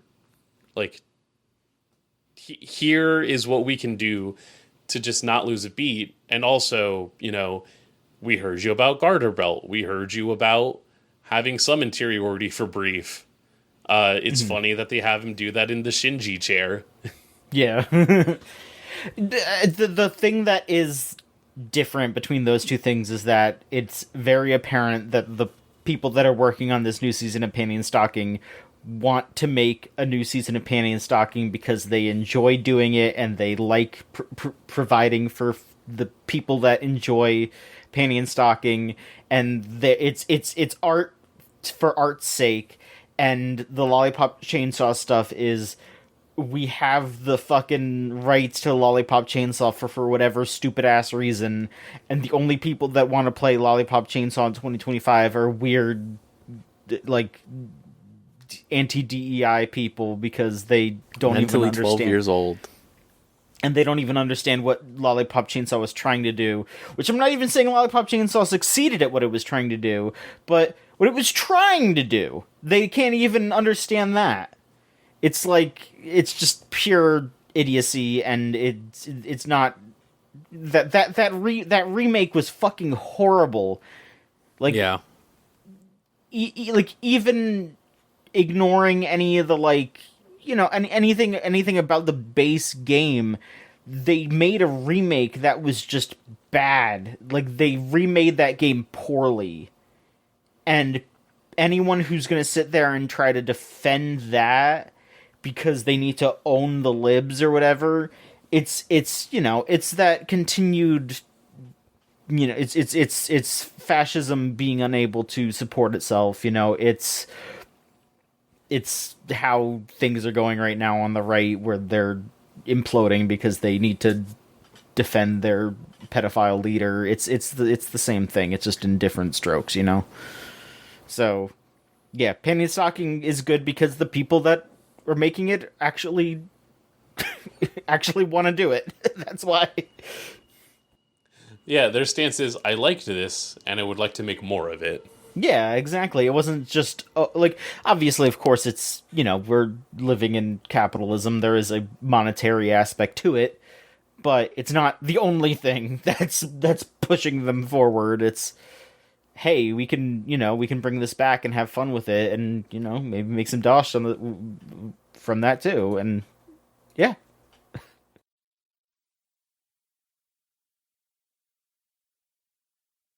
Interesting to see. At any rate, it's such an interesting thing. A time capsule that is also not a time capsule.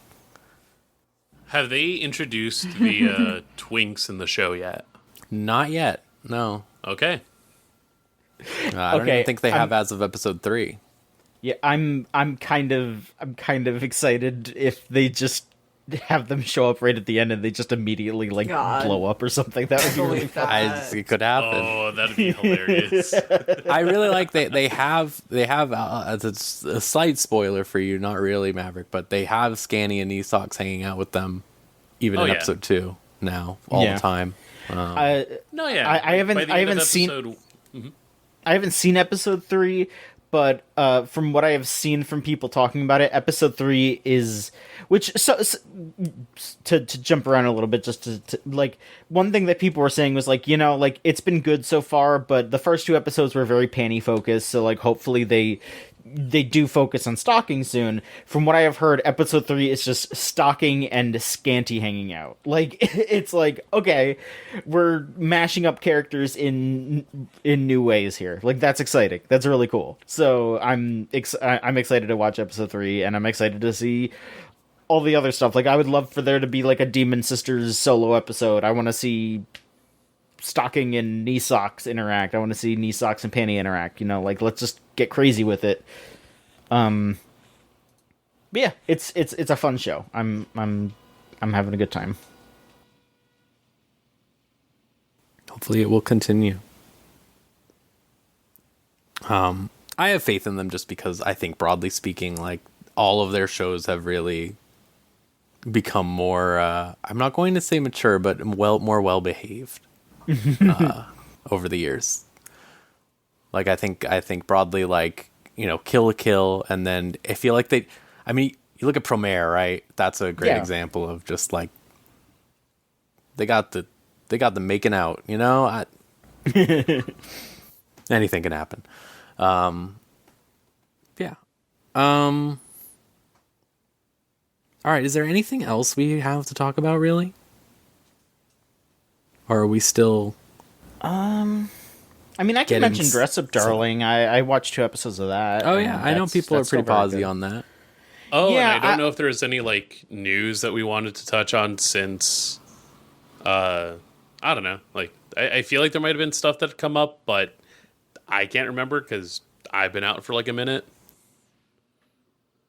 Yeah, there's anime stuff always going on. Well, Anime Expos can't fit its venue anymore. That's a big thing, and there's a whole statement you can find on our website. Right. So a lot of interesting stuff behind the scenes, I'm sure, but a lot back and forth. So, like, if you are in, I'm sure, big anime con communities over the implications of that, but it's also something that they have to unfortunately think about as well because of the inevitable Olympics in LA, it's the same venue, that Anime Expo cannot happen when that's happening, obviously. So the Los Angeles Convention Center being retrofitted to accommodate that. But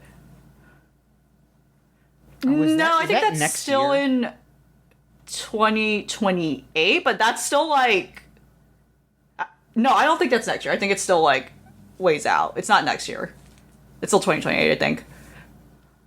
Okay, I was just thinking about that because, like, I'm starting to think about convention plans for next year, and I was like AX was on the table, and I was gonna be like, oh well, yeah, no, I'll scratch. Yeah, no, you're safe. Okay, you're good. But yeah, it's ways out. I won't be safe if I'm going to fucking AX. I was just like having these interesting conversations with like other people who go to like these shows or like would vend at these shows as like another artist and all that,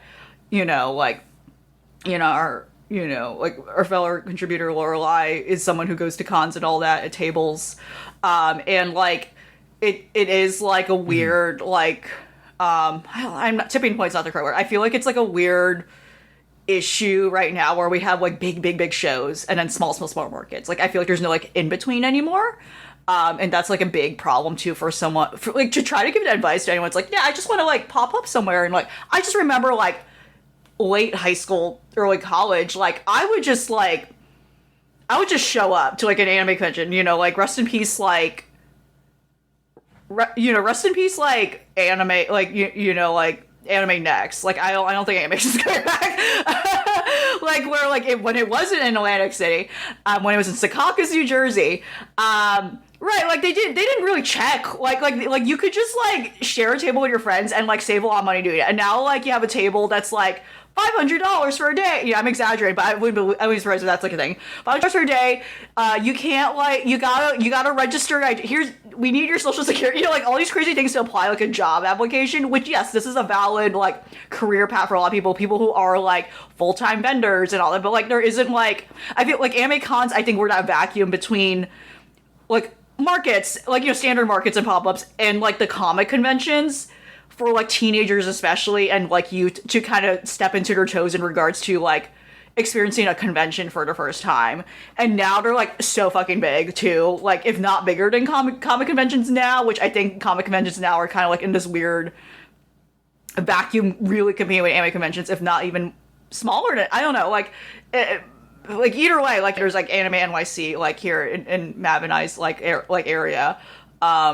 And just like I was just talking to other people like who you know having mutuals who are like vendors and like artists who will be in the artist out, like just talking about like it's so fucking big, like it's so overwhelming to like go there and like you know have a hard time hanging out with people, like having a hard time having like that human experience because it's so big and very commercialized now. Yeah, not only that, but it's also like limited in how much you can spend, because like I have friends who go right now. I have friends that are over in Florida for what is it, MetroCon? Yeah, more something I never heard of, but they like constantly go for. Yeah, and it's like the ones that I know really do well. Late hours. I mean, when John and I went to Otakon and watched that. Oh man, it was fun because it's like, oh, we're here at like 11 p.m. dicking around, the hotel's still open, and we get to just hang out. Like the cool down, I think, is a very important thing. And unfortunately, these larger scale conventions, because there is this like aspect of business to it, like if I remember correctly, what is it? Anime Next and Anime NYC are now like tethered via like Crunchyroll. And so ultimately what this is Sony really like overreaching into how much it like has a stake in like Western anime circles. And that sucks because it means that you have less fan to fan interaction and more buy this thing and buy this product, like engage with the official release, but that official release is more so just the commodity sold by the like middleman, the biggest middleman of all this, that is also like profiteering from it all. Like and again, like I know, you know, like you know, to go back to Anime Expo specifically, which again always like kind of was the biggest anime con across the United States, you know, stateside, and always kind of was that big commercialized one to be that like middle, you know, that middleman between here and like directly to like the industry in Japan. It's, you know, like so many folks like fly out to Anime Expo specifically and save up for it.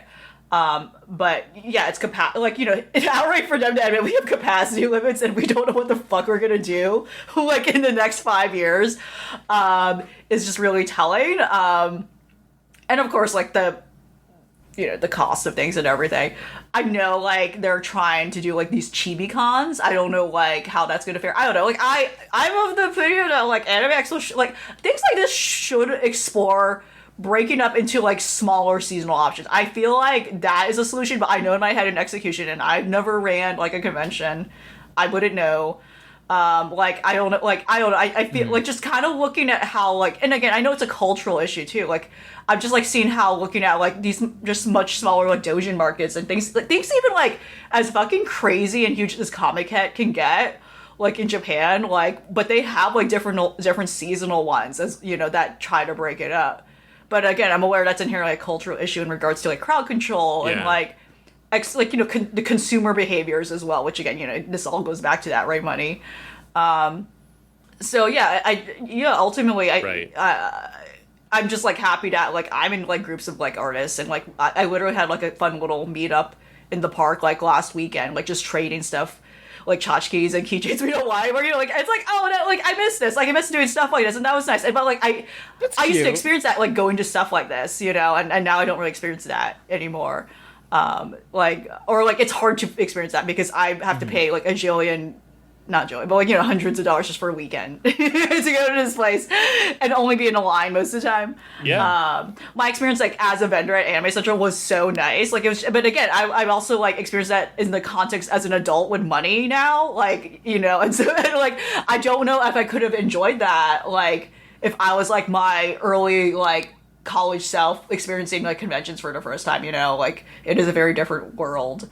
You know, like shaking my fists and like not to be that like, you know, back in my, you know, but it is funny like seeing like those same discussions going around over like, I don't know, like the joke about bringing cringe back, like, like you don't see quite like it's so they're so like how conventions are so polished now like, compared to like very DIY, right? So. Mm-hmm. Yeah. Last thing I'd say about that is like I think about the events that like I see friends doing now that are like in smaller locations or like, you know, my local bar. Yeah. A lot of just like DJ circles and like artist circles are like, fuck it, we'll do like a, you know, themed rave for like this month, and that's how we like have a smaller contingency of folks that are interested in this, but it's also just its own like bubbling of community, also just alongside like naturally existing circles here in New York. And it's not one attempt to commodify all of it, but it's at least a like signal of like, you know, how do we still have this occur in a way that feels meaningful, in a way that feels special, without trying to just dilute the experience. I think to Evo and how we have multiple Evos now, which is good for the accessibility of just like, you know, not needing to save up for a hotel and plane ticket to hell on earth, Las Vegas, Nevada. But also you lose a bit of the appeal. The idea that this is like the apex of the fighting game scene gets kind of lost when you now have options in Japan and France and other like areas. It, you know, I think it's good that there's more places to have that available, but I get that appeal of like losing a sense of culture to it.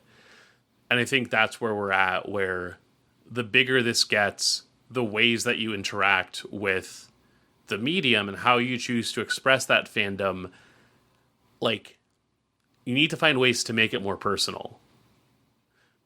So, John, yes. Speaking of ways to interact with the personal of fandom, how is the new episode of Dress Up Darling, new season of Dress Up Darling? It's good, you know. They've been focusing a lot more on the relationship aspect, which is not bad at all. You know, it's they are jumping straight, or they're I wouldn't say jumping. They are leaning more in on what sort of relationship does Marin and Gojo have. And a lot of, like, Marin's friends are starting to be like, hey, are you guys dating? And they're not being, like, shitty about it, and they're not, like, trying to, like, dig at them. They're basically just being like, I think you guys should. I mean, I think it'd be good for both of you. Like, they're just kind of being, like, super chill about it. Just like, yeah, like, you know, I think it'd be good for you. You know, like, no pressure, but, yeah, you know, if you do, that'd be cool. And, you know, they're each having their insecurities. Like, Marin is always worried about Gojo getting annoyed by her, and Gojo's still like, oh, she's so popular and pretty, like how could she like a guy like me? And they play those jokes and all that, but then there was an episode where Marin's sick and Gojo has to take care of her, and it's very cute, and it's just very nice how much they care about each other, and how there's just like a good back and forth between each other. So it's just good. It's just a good show, and I also just very much love how much effort they put into animating the scenes of like the shows that Marin's making cosplays with. Like they have like this full like maybe 5-minute long segment of this dumbass like bunny girl assassin show that she's watching, and it's just really funny, like watching them watch this show, and Gojo the entire time is just like so laser focused on, okay, what things am I going to be requested to do with this outfit, which is cute, which is really cute. Like that is exactly how a professional would be interacting with that, just being like, all right, I'm taking notes to be like, okay, this is how this outfit would work in real life. How can I, set up a bunny girl outfit in this way with her proportions, and to make her look as close to the character as possible. Like, it's fun to watch. It's just a fun, great romance show, and I still highly recommend it to folks. It is adorable. I'm glad. I'm glad it continues. It does. I gotta hop on it. It looks, the bits of animation I've seen have been like really well done. I don't know if they've like leaned into more rotoscoping for some things, but like I look at that and it's like I do not remember it animating like this in the initial season. Mm-hmm. There needs to be more wholesome heterosexuality out there, is all I'm saying. Look, I'm trying. Normal shit. I know. No, I know. It's so hard. It's so hard to be heterosexual in 2025. Because of woke. Again, because Panty of and Stocking. Like, even Stocking's gay now. Like, what are we doing? It's over. It's over. She's gay, but in not the way that I like.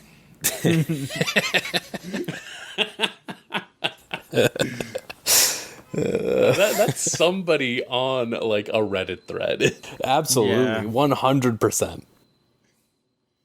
Oh my god.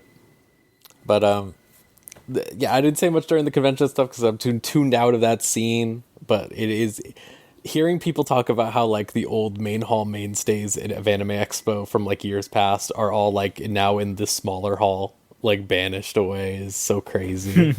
It's just like the main thing, hearing just people be like the sheer amount of video game, like how the video game space warps from used to be like the pack style, like you have that area of the floor where they just have a bunch of video games set up that you play, and then like that people bring in from home, I mean, and then like that being the game section at Anime Expo, and then as soon as Genshin Impact appears, it's over. Yeah, it's crazy. I mean, I really.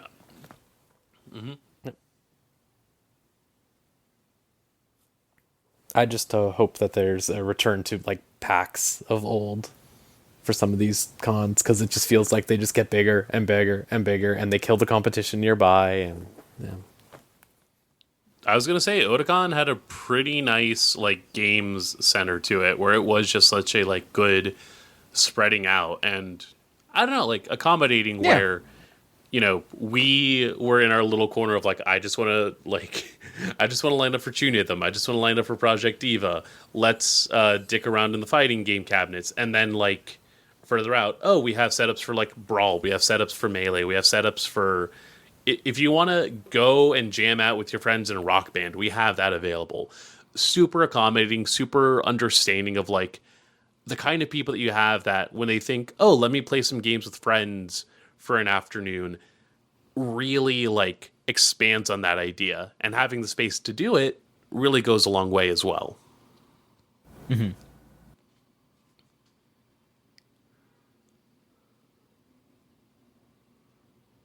Well, all that said, I think that's everything we have to discuss this time around. I'm glad that we had everyone together so that we could talk about everything. I'm glad that the new season is going. I'm glad that, I will say, there's some darkness in this season, but for the most part, I think this is a crazy good season of anime overall. Like, I haven't even gotten to a lot of shows that I want to check out. I can't remember the last like summer season that I like look at what I would want to watch or like what I'm trying to plan out, and it's like, oh, it's just as many things as the spring. Yeah, like it's not two. Yeah. It's not two like sequel series or something. And like, I feel you could go back and like you could go far back enough in the podcast, and I'm sure that I'm like, here are the 2 shows I'm going to watch. Here's the nothing I'm going to watch. And instead I'll catch up on other stuff.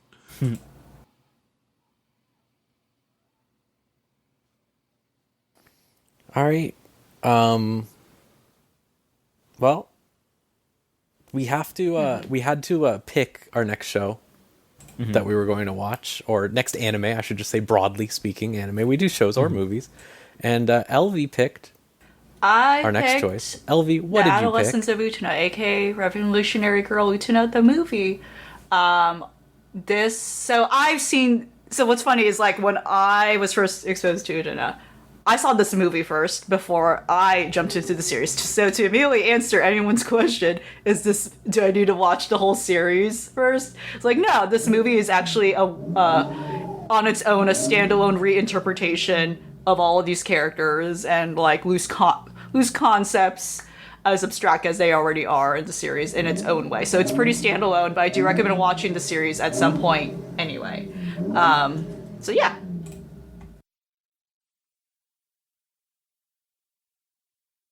Mm-hmm. Oh, wait! I'm looking forward to this because I never watched it. Yeah. And then we're forcing Maverick to watch Utena, I guess, also. I'm doing my homework for the assignment. lesbians.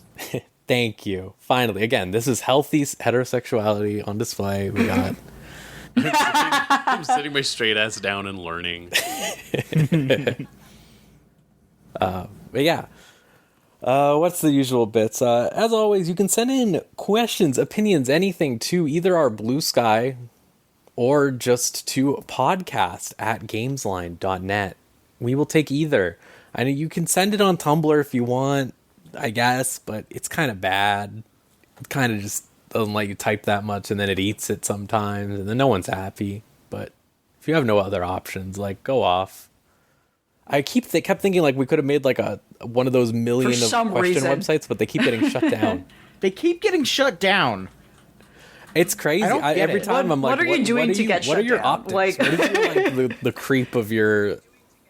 Yeah, like, are you storing every single question forever? Also, that shouldn't be that bad because it's like text, like it's plain text.